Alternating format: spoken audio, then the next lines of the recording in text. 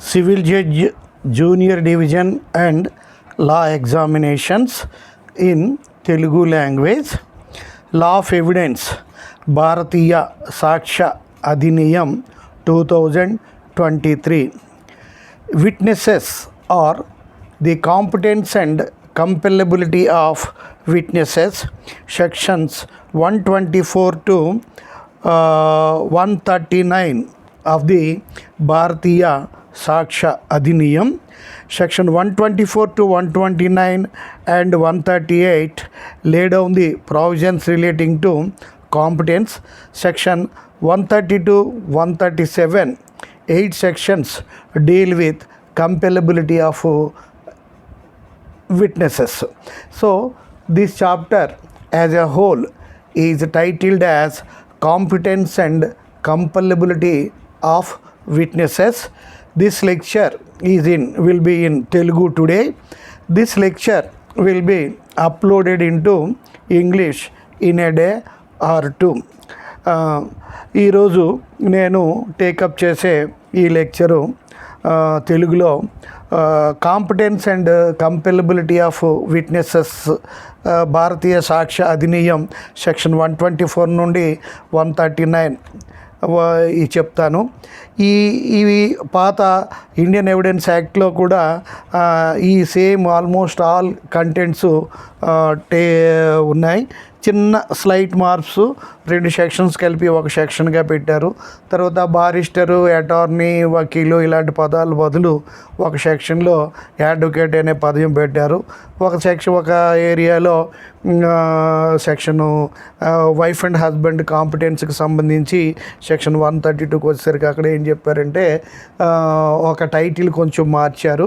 ఆ టైటిల్ కొంచెం మార్చి sub section 1 sub section 2గా చెప్పారు. ఆ చేంజెస్ ఎక్కడెక్కడ ఎలా జరిగాయి అనేది నేను డీటెయిల్గా చెప్తాను.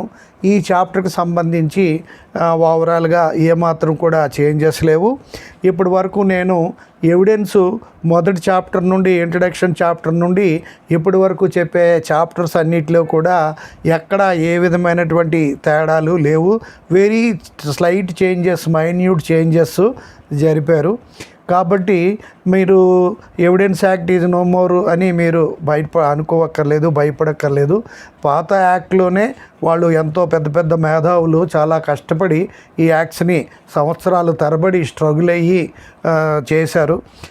మనం ఎంత పెద్ద లేటెస్ట్ బుక్ చూసినా, ఏ సబ్జెక్ట్ చూసినా మనకి 1960 డిసైడెడ్ కేసెస్ కూడా ఇప్పుడు కూడా ఉంటాయి. అయితే కాలానుగుణంగా ఈ గవర్నమెంట్ కొంత చేంజెస్ చేయవలసి ఉంటుంది. అంటే ఇక్కడ మనకి చాలా ఇంతవరకు ఎనాక్ట్మెంట్స్ని రీకోడిఫై చేసేటప్పుడు పాత ఇంగ్లీష్ టైటిల్నే ఉంచారు. కానీ మన ఇండియా యొక్క సూప్రమసీని, ప్రెస్టేజ్ని, స్టేటస్ని అప్లిఫ్ట్ చేయడానికి మన భారతదేశం యొక్క గొప్పతనాన్ని చాటే విధంగా ఈ భారతీయ సాక్ష్య అధినియం అని భారత్ అనే పదాన్ని యాడ్ చేస్తూ పెద్దలు నిర్ణయించారు. అయినప్పటికీ ప్రస్తుతం చాలా వరకు చాలామందికి సెక్షన్ నెంబర్లో కన్ఫ్యూజన్ ఉన్నప్పటికి కూడా రాను కొన్ని సంవత్సరాలకి ఈ సెక్షన్ నెంబర్లకి అలవాటు పడే అవకాశం ఉంది. కాబట్టి నేను రాసే బుక్స్ అన్నిటికి కూడా రివైజ్ కాకపోయినా సబ్జెక్ట్స్ అన్నీ చాలా వరకు సేమ్ సబ్జెక్ట్కే ఉంటాయి. కాబట్టి మీరు లేటెస్ట్ సెక్షన్స్ లేటెస్ట్ కావాలంటే లేటెస్ట్ పొజిషన్ని లేటెస్ట్ బుక్స్లో చూసుకోవచ్చు. లేదంటే గూగుల్లో కూడా మీకు లేటెస్ట్ పొజిషను కనిపిస్తుంది.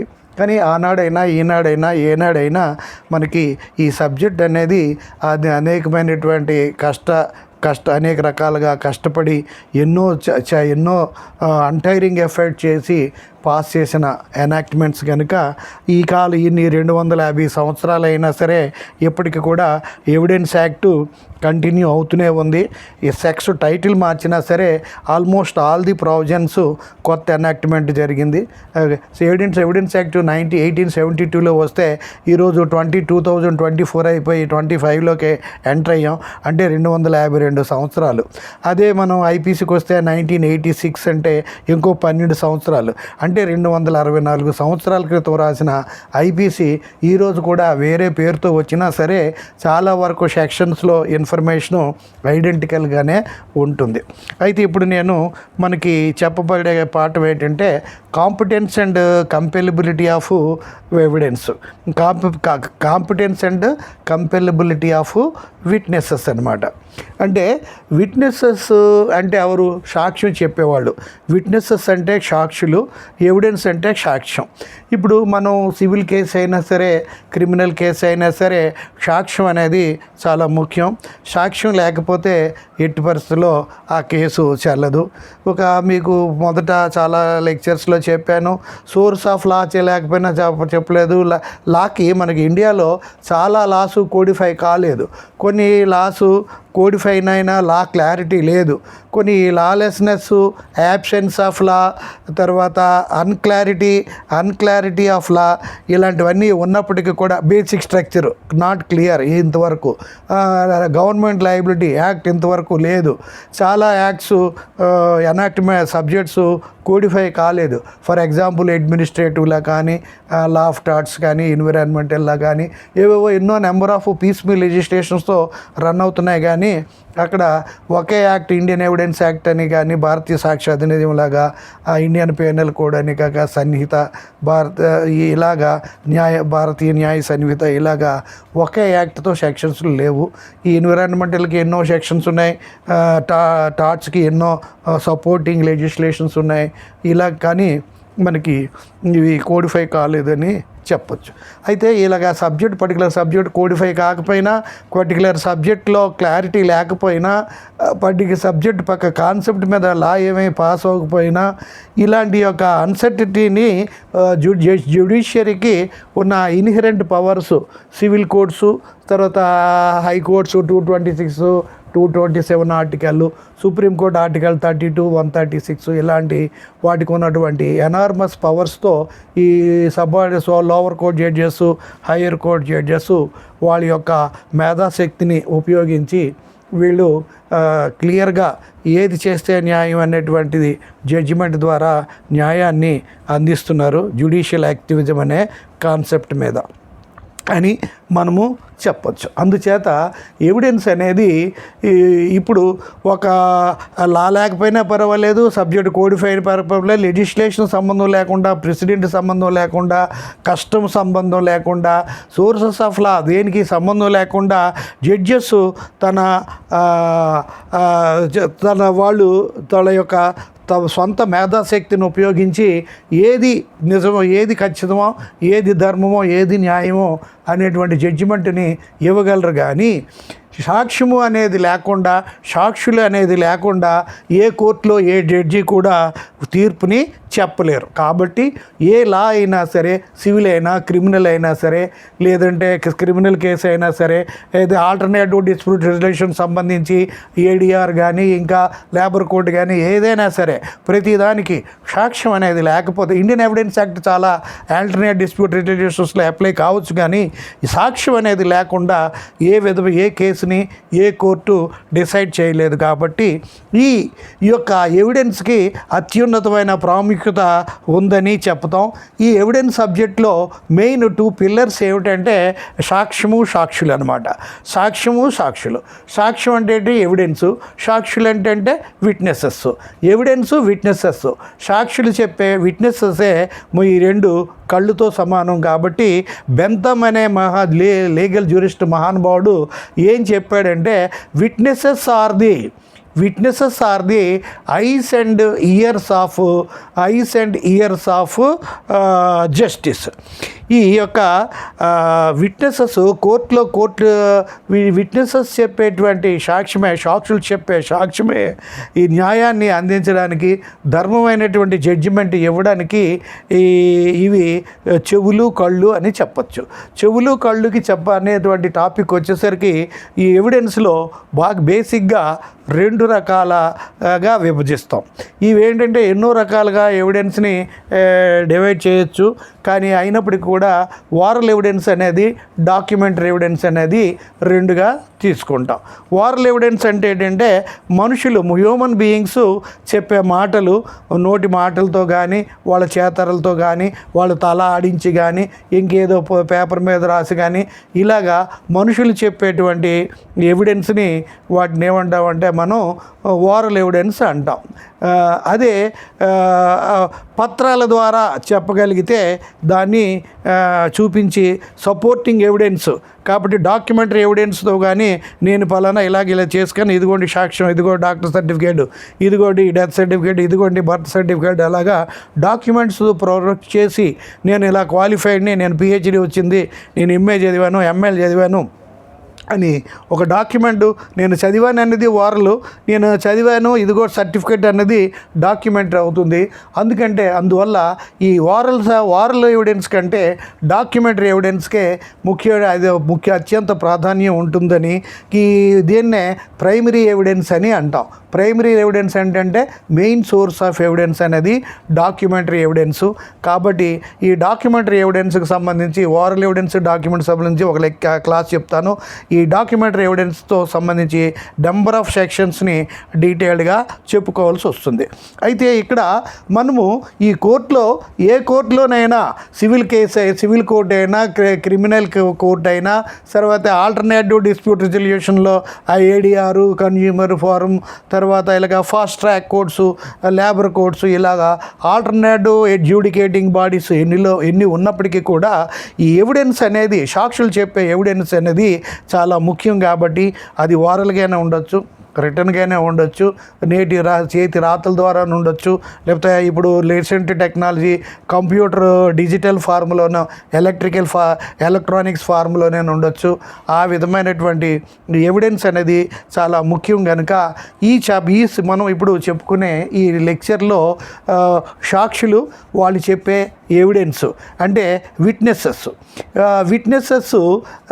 Competence and compellability of evidence. అంటే ఇప్పుడు కోర్టులో ఒక వ్యక్తి వచ్చి ఎవిడెన్స్ చెప్పాలంటే ఎవడు పడతాడో ఏది పడుతుంది చెప్పడానికి వీలు లేదు.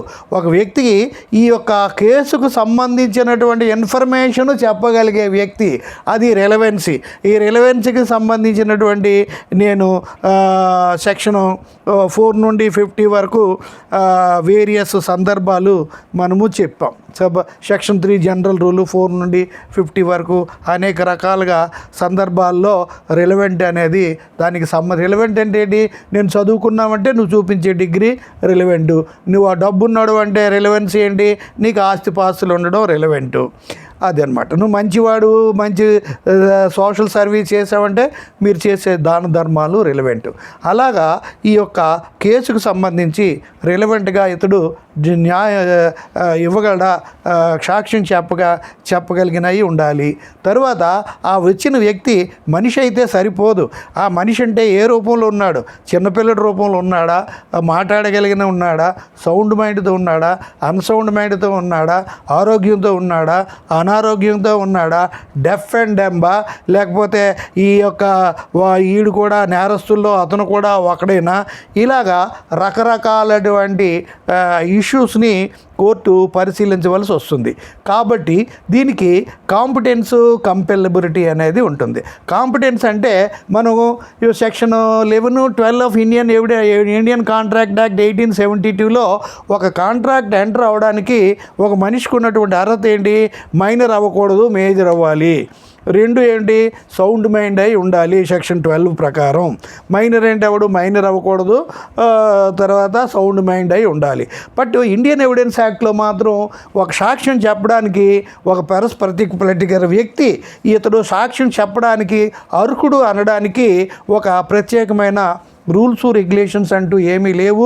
హూ కెన్ టెస్టిఫై అనేది సెక్షన్ 124లో చెప్తారు. Who can testify, who can depose, who can give deposition అంటే ఎవడు సాక్ష్యం చెప్పగలడు, ఎవరు చెప్పగలుగుతారు అనేది కొన్ని ప్రైమరీగా డిస్క్వాలిఫికేషన్స్ ఒక వ్యక్తికి ఉన్నప్పటికీ కూడా తనకు ఉన్నటువంటి కోర్టు అతని యొక్క మానసిక పరిస్థితిని, భౌతిక పరిస్థితిని, శారీరక పరిస్థితిని దృష్టిలో ఉంచుకొని కొన్ని విషయాల్లో ప్రశ్నించి వాటికి సరైనటువంటి సమాధానాలు కానీ వచ్చినట్టయితే, సరైనటువంటి ఇన్ఫర్మేషన్ రాబట్టగలిగితే ఆ వ్యక్తిని కాంపిటెంట్గా డిసైడ్ చేస్తారు. అయితే ఇలాగా కాంపిటెన్స్ అంటే ఏంటి? ఇతడికి చిన్నపిల్లడు, వీడి సాక్ష్యం మంచిదా కాదా, తర్వాత ఇతనికి ఆరోగ్యం బాగలేదు, వీడి సాక్ష్యం కరెక్టా కాదా, ఇతను మరి 80-90 ఏళ్ళు అంతా మర్చిపోయాడు, సాక్ష్యం చెప్పొచ్చా లేదా, పలానా వ్యక్తి మౌనవ్రతంలో ఉంది, పూజలో ఉంది, తల్లిదండ్రులు చనిపోతే తల్లిలో చనిపోతే కాశీ వెళుతూ మౌనంగా ఉంటున్నాడు, అతడు సాక్ష్యం చెప్పొచ్చా లేదా, ఇలాగా అది లేదా. తర్వాత లాయర్లు, జడ్జెస్ సాక్ష్యం చెప్పాలా లేదా, చెప్పొచ్చా లేదా, తర్వాత వాళ్ళని పిలవచ్చా లేదా, అదేవిధంగా పెద్ద president of India, governor of state ఇటువంటి వాళ్ళని పిలిపించవచ్చా లేదా. ఇలాగా కాంపిటెన్స్, కంపెలబిలిటీ. కాంపిటెన్స్ అంటే ఏంటంటే అతడు సాక్ష్యము కోర్టుకు వచ్చి మొదటి అతడు ఈ కేసుకు సంబంధించిన అతని యొక్క చెప్పవలసిన సాక్ష్యము ఈ కేసుకు సంబంధించిందే అవుతుంది అన్నటువంటి రిలవెన్సీ అయి ఉండాలి. 2, అతడు ఆ వ్యక్తి కానీ, స్త్రీ కానీ, పురుషుడు కానీ, ఎవరైనా సరే, ఈవెన్ మిస్జెండర్ అయినా సాక్ష్యం చెప్పడానికి క్వాలిఫైడా కాదా, whether he can testify or not. అది కాంపిటెన్స్ అంటే ఇతను చెప్పడానికి క్వాలిఫైడా కాదని డిసైడ్ చేసింది.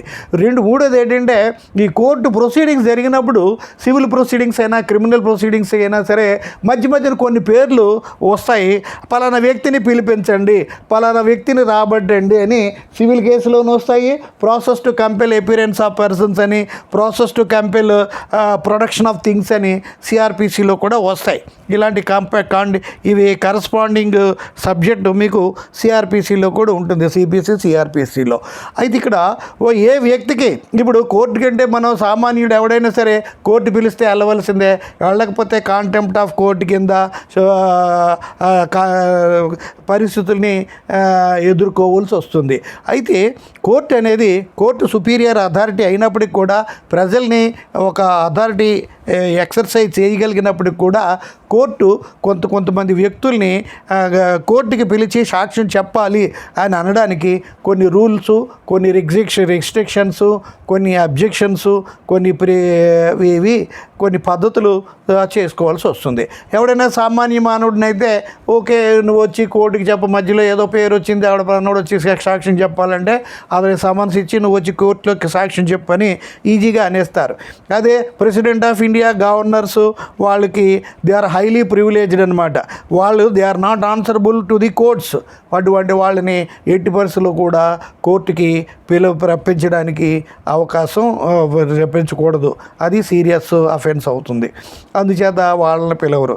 అలాగే జడ్జెస్ని మ్యాజిస్ట్రేట్ని, జ్యుడిషియల్ ఆఫీసర్స్ని కూడా కోర్టుకి దే ఆర్ కాంపిటెంటే, వాళ్ళకి అన్నీ సక్రమంగా ఉన్నాయి, వాళ్ళు కోర్టులో అనేకమైన కేసులు వాదించగలిగిన వాళ్ళు అన్కాంపిటెంట్ అని మనం అనలేం. వాళ్ళంతా ఎంతో కాంపిటెంటే, సాక్ష్యం అంటే చక్కగా చెప్పగలరు, కానీ వాళ్ళని చెప్పడానికి వీలు లేదు.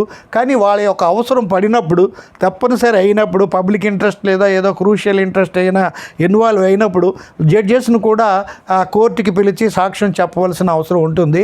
అలాంటప్పుడు జడ్జెస్ని మేజిస్ట్రేట్ నుండి చిన్న సబార్డినేట్ జడ్జి నుండి అపెక్స్ కోర్టు జడ్జి వరకు కోర్టుకి పిలిచి చేయవలసి వస్తే వాటి యొక్క హయ్యర్ అథారిటీని యొక్క పెర్మిషన్ తీసుకొని కోర్టుకు వచ్చి సాక్ష్యం చెప్పమని అడగవలసినటువంటి అవసరం ఉంటుంది.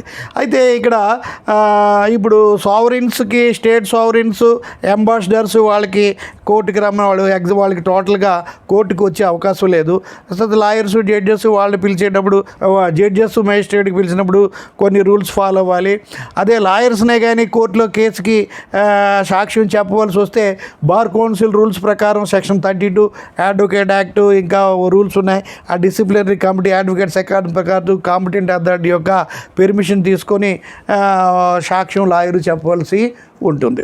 సో ఈ విధంగా కాంపిటెన్స్ అంటే ఏమిటి, మళ్ళీ ఈ కంపెలబిలిటీ కాంపిటెన్స్కి సంబంధించి కొన్ని ప్రివిలేజెస్ ఉన్నాయి. విట్నెస్ చెప్పినప్పుడు ఏ విధమైన విట్నెస్ చెప్పొచ్చు, ఏ విధమైనటువంటి విషయాలు విట్నెస్లో బహిర్గతంగా చెప్పకూడదు ఏమిటి, ఏ విషయాలు చెప్పొచ్చు అనేవి జనరల్ ఇన్ఫర్మేషను. సాక్ష్యం నువ్వు ఒక వ్యక్తి సాక్ష్యం చెప్పినప్పుడు ఏమి చెప్పొచ్చు ఏమి చెప్పకూడదు. ఒక లాయర్ జడ్జి విట్నెస్గా చెప్పాల్సి వచ్చినప్పుడు తనకి క్లయింట్కి మధ్యనటువంటి జరిగినటువంటి కాన్ఫిడెన్షియల్ ఇన్ఫర్మేషన్ ఏంటో ఏమీ చెప్పకూడదు.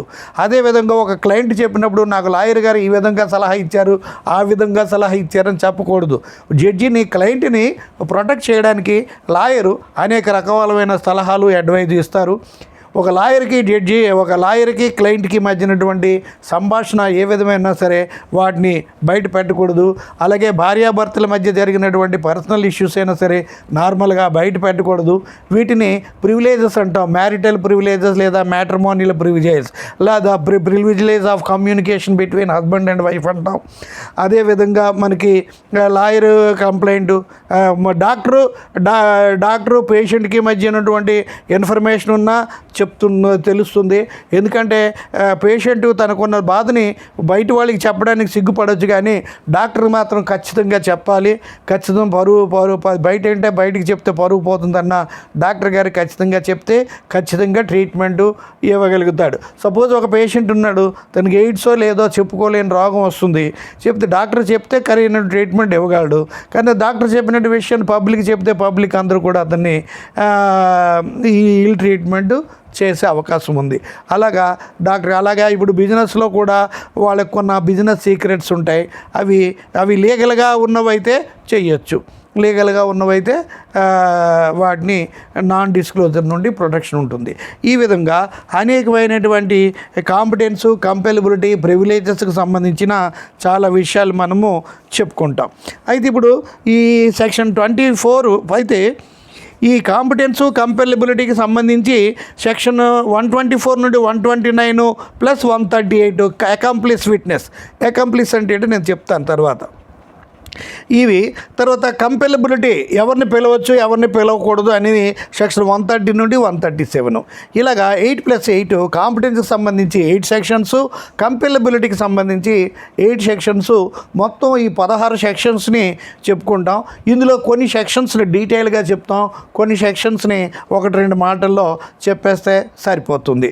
మీకు మొదటే చెప్పాను, ఇప్పుడు సెక్షన్ అనేది కొన్ని సెక్షన్స్ ఒకే సెక్షన్ మీద చాలా పెద్ద పార్ట్ ఉంటుంది, ఎంటైర్ చాప్టరే ఉంటుంది. కానీ ఒక్కొక్క చాప్టర్లో ఇప్పుడు ఓరల్ ఎవిడెన్స్కి సంబంధించి ఒక సెక్షన్ 1-2 కొద్దిగా ఉంటుంది. అదే డాక్యుమెంటరీ ఎవిడెన్స్కి వచ్చేసరికి బోల్డ్ అని సెక్షన్స్ ఉంటాయి. అడ్మిషన్స్ కన్ఫెషన్స్కి వచ్చేసరికి బోల్డ్ అని సెక్షన్స్ ఉంటాయి. తర్వాత డైయింగ్ డిక్లరేషన్కి వచ్చేసరికి ఒకే సెక్షన్ ఉంటుంది, పెద్ద పాఠం ఉంటుంది. సిపిసిలో రెస్గెస్టే ఒకటే సెక్షను, పాఠం చాలా పెద్దగా ఉంటుంది. 376 ఐపీసీ ఇప్పుడు మారింది సెక్షను. ఒక్కొక్క సెక్షన్ మీద పెద్ద లెసన్ ఉంటుంది. కొన్ని చాప్టర్లకి ఎన్నో సెక్షన్స్ ఉంటాయి. కాబట్టి ఒక ఎనాక్ట్మెంట్లో నెంబర్ ఆఫ్ 100 సెక్షన్స్లో ఉన్నా సరే అన్ని సెక్షన్స్ మనం డీటెయిల్డ్గా తెలుసుకోని అవసరం లేదు. కొన్ని సెక్షన్స్ నుండి డీటెయిల్డ్గా తెలుసుకోవాలి. అవి అన్ని సెక్షన్స్ తెలుసుకోగలిగితే వస్తే మంచిదే.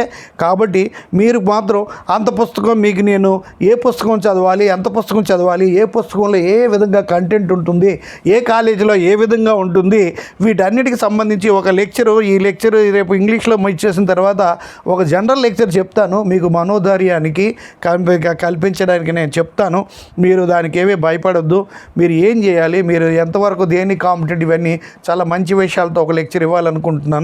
ఈ లెక్చర్ ఈరోజు చెప్పి ఈరోజు రేపో ఇంగ్లీష్లో కూడా చెప్పేసిన తర్వాత హార్డ్లీ వితిన్ 2-3 డేస్ మీకు నేను ఒక జనరల్ లెక్చర్ ఇస్తాను. ఆ జనరల్ లెక్చర్లో ఇన్స్టిట్యూషన్స్, లోయెస్ట్ ఇన్స్టిట్యూషన్ నుండి హైయెస్ట్ ఇన్స్టిట్యూషన్ వరకు ఎలా ఉన్నా, ఎక్కడ చదివినా ఏమిటి, ఈ బుక్ నుండి ఆ బుక్ వరకు ఏ బుక్ చదివినా ఏమిటి, మీరు ఎలా ఉండాలి, ఏం చేయాలి, ఏ ప్రొఫెషన్కి ఉండాలి, మీ కాంటాక్ట్ ఏంటి, మీ పరిస్థితి ఏంటి, మీరు ఏ విధంగా ఎక్కడ ఎలా చేయాలి అనేటువంటి అనేక విషయాలు మీకు నేను చాలా మంచి విషయాలు చెప్తాను. వాటిని తెలుసుకొని దాకున్న ఏజు ఎక్స్పీరియన్స్ని దృష్టిలో పెట్టుకొని మీ మంచిగా చెప్తాను. అంతేగాని మీరేమీ యాడ్వర్స్గా తీసుకొని కామెంట్ చేయకుండా మీరు మంచిగా గ్రహించి వినండి. మీకెందుకు నేను చెడ్డ మాటలు చెప్తాను, మంచిగా చెప్తాను. అయితే ఇప్పుడు మనము ఈ సెక్షన్స్లో ఈ 124 నుండి 139 వరకు ఈ సెక్షన్స్ ఏమేమి చెప్తాయనేది మనము ఇక్కడ తెలుసుకుంటాం. ఇక్కడ సెక్షన్ 124కి ఇక్కడ సెక్షన్ 124కి వచ్చేసరికి ఎవరు హూ కెన్ టెస్టిఫై, ఇందులో ఎవరికి కోర్టులో సాక్ష్యం చెప్పేటువంటి అర్హత ఎవరికి ఉంటుంది అని చెప్తాం. దీనికంటూ ఒక రూల్స్ రెగ్యులేషన్స్ లేవు. కోర్టు తన యొక్క పరిస్థితులు బట్టి మనం డిసైడ్ చేస్తుంది. ఇందులో చిన్నపిల్లల విట్నెస్ ఎంతవరకు పనిచేయాలి, ఎంత కొంత ఉంటుంది, ఏ వయసు పిల్లలైతే ఓతు ప్రమాణ స్వీకారం చేయాలి, ఎవరికైతే ప్రమాణ స్వీకారం చేయక్కర్లేదు. తర్వాత ఒక బాగా ముసలైపోయినటువంటి వ్యక్తి, ఒకటి చైల్డ్ విట్నెస్, ఒక చైల్డ్ చిన్నపిల్లలు చెప్పే సాక్ష్యానికి ఎంతవరకు వాల్యూ, తర్వాత బాగా ముసలైపోయిన వాళ్ళు చెప్పినటువంటి వాళ్ళు క్వాలిఫైడా కాదా, తర్వాత ఒక భయంకరమైనటువంటి వ్యాధితో బాధపడుతున్న వ్యక్తి యొక్క సాక్ష్యం చెప్పగలడా లేదా, అలాగే డెమ్ చెవిటి మోగ వీళ్ళ యొక్క సాక్ష్యం చెప్పొచ్చా, ఇంకా ఏ రీజను, ఈ యొక్క 5 పాయింట్ల మీద సెక్షన్ 124 డీటెయిల్డ్గా చెప్తాను. ఈ సెక్షన్లో పాత సెక్షన్ 124 అంటే 118 అది ఇండియన్ ఎవిడెన్స్ యాక్ట్లో 118ని ఇక్కడ 124లో యాజ్ ఇట్ ఈజ్గా చూపించారు. ఒక చిన్న మార్పు చేశారు. అక్కడ లోనటిక్ అనే పదం ఇండియన్ ఎవిడెన్స్లో యాక్ట్ ఉపయోగించారు. ఆ లోనటిక్ అనే మాత్రం అంటే లోనటిక్ అంటే ఎవడంటే మెంటల్ ఇల్నెస్ ఉండేవాడు, మెంటల్గా ఒక రకమైన జబ్బు, మెంటల్ ఇంబ్యాలెన్స్ ఉన్నవాడిని లోనటిక్ అంటాడు. అతను ఏం చేస్తున్నాడో ఏమిటో అతనికి తెలీదు. ఆ లోనటిక్ అనే పదాన్ని మానేసి తీసేసి అన్సౌండ్ మైండెడ్ పర్సన్గా వాడారు. వీటి గురించి మనం డీటెయిల్గా చెప్తుంటాం. నెక్స్ట్ సెక్షన్ 125 ఏంటంటే ఎవిడెన్స్, ఒక వ్యక్తి విట్నెస్ చెప్పేటువంటి ఎవిడెన్స్ చెప్పడానికి వచ్చినటువంటి విట్నెస్ అతను మాట్లాడకూడదు. ఒక ఫిజికల్ లేదా మెంటల్ డిఫార్మిటీ వల్ల మాట్లాడకపోవచ్చు, లేదా రిలీజియస్ కారణాల వల్ల మాట్లాడలేకపోవచ్చు, లేకపోతే ఇంకేనా. అయితే సపోజ్ కొన్ని డిఫరెంట్ రిలీజియన్స్లో డిఫరెంట్గా ఉంటాయి. ఆ డిఫరెంట్ రిలీజియన్స్లో వాళ్ళు ఏమీ మాట్లాడకూడదు, ఏమీ తినకూడదు, చాలా నియమ నిష్టాలు ఉంటాయి. అటువంటి వ్యక్తి మాట్లాడుకోకపోయినా ఒక పరిస్థితిని బట్టి ఏమైనా చెప్పవలసి వస్తే రైటింగ్లో కానీ, చేతులు కదలిక కానీ, తలోపడం ద్వారా ఈ విధంగా చెయ్యొచ్చు. అది అలా చేయొచ్చా లేదా. తర్వాత మౌనవ్రతం చేస్తారు, మాట్లాడకూడదు. అటువంటి వ్యక్తి యొక్క ఎవిడెన్స్ ఏ విధంగా తీసుకుంటాం. తర్వాత ఇప్పుడు పెద్దవాళ్ళు ఎవరైనా చనిపోతే, తండ్రి కానీ తల్లి కానీ చనిపోతే ఆ కొడుకు కాశీ వెళ్ళి ఆ అస్థికల్ని నిమగ్నం చేయడం అలాంటి కాన్సెప్ట్ ఉంటుంది. అప్పుడు ఇక్కడ ఇంటి నుండి బయలుదేరి కాశీ వెళ్ళి తిరిగి వచ్చే వరకు ఎవరితో మాట్లాడకూడదు. అప్పుడు ఒక వ్యక్తి ఎవరో తోడుగా ఉంటారు. అలాంటి వ్యక్తికి ఏంటంటే అది ఆఫ్ సైలెన్స్ అంటాం. ఈ విధంగా ఉండే వ్యక్తి యొక్క ఇది ఏమిటి అనేది 125లో చెప్పుకుంటాం. తర్వాత 126 అంటే హస్బెండ్. ఈ 126 ఈ భార్య భర్త విషయంలో ఎవిడెన్స్ చెప్పొచ్చా, భర్త భార్య విషయంలో ఎవిడెన్స్ చెప్పొచ్చా, దీనికి సంబంధించి రూల్స్ ఏమిటి, రెగ్యులేషన్స్ ఏమిటి అనేది ఇండియన్ ఎవిడెన్స్ యాక్ట్ 120లో మనకి ఒక రకంగా వర్డింగ్ ఉంది. ఆ వర్డింగ్ని పూర్తిగా ఈ 126 భారతీయ సాక్ష్య అధినియంలో ఆ వర్డింగ్స్ మార్చేశారు, మీనింగ్ మాత్రం సేమే పెట్టారు. అంటే ఇప్పుడు ఈ భారతీయ సాక్ష్య అధినియంలో క్లాస్ 1 అంటే సబ్సెక్షన్ 1, సబ్సెక్షన్ 2గా చూపించారు. సబ్సెక్షన్ 1 సివిల్ కేసెస్కి, సబ్సెక్షన్ 2 క్రిమినల్ కేసెస్గా చూపించారు. ఇది సెక్షన్ 1. అంటే ఇవన్నీ బ్రీఫ్గా చెప్పేసి మళ్ళీ డీటెయిల్గా చెప్తాను. మీకు ఓపిక లేని వాళ్ళు బ్రీఫ్గా చెప్పిన వాటినే సాటిస్ఫై అయిపోయి డీటెయిల్గా వదిలేయవచ్చు. అంటే ఒక్కొక్కటి చెప్తే 1-2 వింటారు, వినరు అని చెప్పి ఈ విధంగా చెప్తున్నాను. అయితే ఇలాగా భార్య భర్త మీద సాక్ష్యం చెప్పవచ్చా, భర్తకు సంబంధించి భార్య సాక్ష్యం చెప్పవచ్చా, వాళ్ళని పిలవచ్చా పిలవకూడదా, కాంపిటెంటా కాదా అనే విషయాన్ని సెక్షన్ 126లో చెప్పుకుంటాం. అయితే ఇప్పుడు ఓల్డ్ రూల్స్ తీసేస్తే భార్య విషయంలో భర్త విషయంలో భార్య as if they are outsiders అనేసిగా సాక్ష్యం చెప్పొచ్చు. దీనికి కొన్ని ఎక్సెప్షన్స్ కూడా ఉన్నాయి. ఏమిటా ఎక్సెప్షన్స్ అనేవి కూడా మనం చెప్పుకుంటాం. అయితే భార్యాభర్తకు సంబంధించి సెక్షన్ 126లో కాంపిటెన్స్ అంటే whether wife is competent to give evidence for against husband or husband can give evidence against wife అని అది కాంపిటెన్స్. ప్రివిలేజెస్ అనమాట 128 భార్యాభర్తల మధ్య జరిగినటువంటి సంభాషణ కానీ యాక్టివిటీస్ని కానీ బయట పెట్టకూడదు, డిస్క్లోజ్ చేయకూడదు అనేటువంటి ప్రివిలేజెస్ ఉన్నాయి. అది కూడా వైఫ్ అండ్ హస్బెండ్ సంబంధించి దాన్ని ఏమిటి అనేది చెప్పుకుంటాం. అయితే section 126 whether wife is competent to give evidence for husband, whether husband is competent భార్య భర్త విషయంలో ఎవిడెన్స్ చెప్పడానికి క్వాలిఫైడా కాదా, అలాగే వైస్ వర్సా భార్య భార్య మీద ఎవిడెన్స్ చెప్పడానికి క్వాలిఫైడా కాదా అనేది క్వశ్చన్. తర్వాత 127కి వచ్చేసరికి ప్రివిలేజు ఇది జ్యుడిషియల్ ప్రివిలేజ్ అనే టాపిక్ మనం చెప్పుకుంటాం. 127 ఏంటంటే జ్యుడిషియల్ ప్రివిలేజ్. ఈ జ్యుడిషియల్ ప్రివిలేజ్ అనే పదానికి బదులు ప్రివిలేజ్ అనే పదం వాడతాం. ప్రివిలేజ్ అంటే వాడు ప్రివిలేజ్డ్ పర్సన్ రా, వాడికి ఏం అక్కర్లేదు అని అంటాం. ప్రివిలేజ్ అంటే ఏమిటంటే ఒక వ్యక్తికి తనకున్నటువంటి సోషల్ స్టేటస్ వల్ల కానీ ఇప్పుడు suppose president of India, governors, వీళ్ళు అంబాసిడర్స్ వాళ్ళు కోర్టుకు అక్కర్లేదు. అది దాన్ని ఏమంటామంటే అబ్సల్యూట్ ప్రివిలేజ్ అని అంటాం. అంటే ఒక వ్యక్తికి తనకున్నటువంటి స్టేటస్ వల్ల కానీ తనకు సెక్స్, రేస్, రిలిజియన్ స్టేటస్ వల్ల ఒక వ్యక్తికి ప్రత్యేకంగా ఇచ్చినటువంటి బెనిఫిట్ని లేదా సదుపాయాన్ని లేదా ప్రత్యేకమైన రైట్నే ప్రివిలేజ్ అని అంటాం.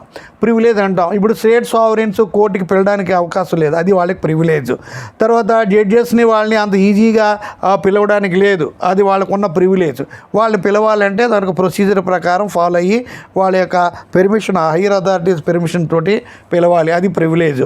భార్యాభర్తల మధ్య ఏం జరిగినా సరే అది కేసుకి సౌండ్గా సపోర్ట్ అయినా సరే వాళ్ళిద్దరి మధ్యకి సంబంధించి ఇన్ఫర్మేషన్ బయట పెట్టకూడదు, అదొక ప్రివిలేజ్.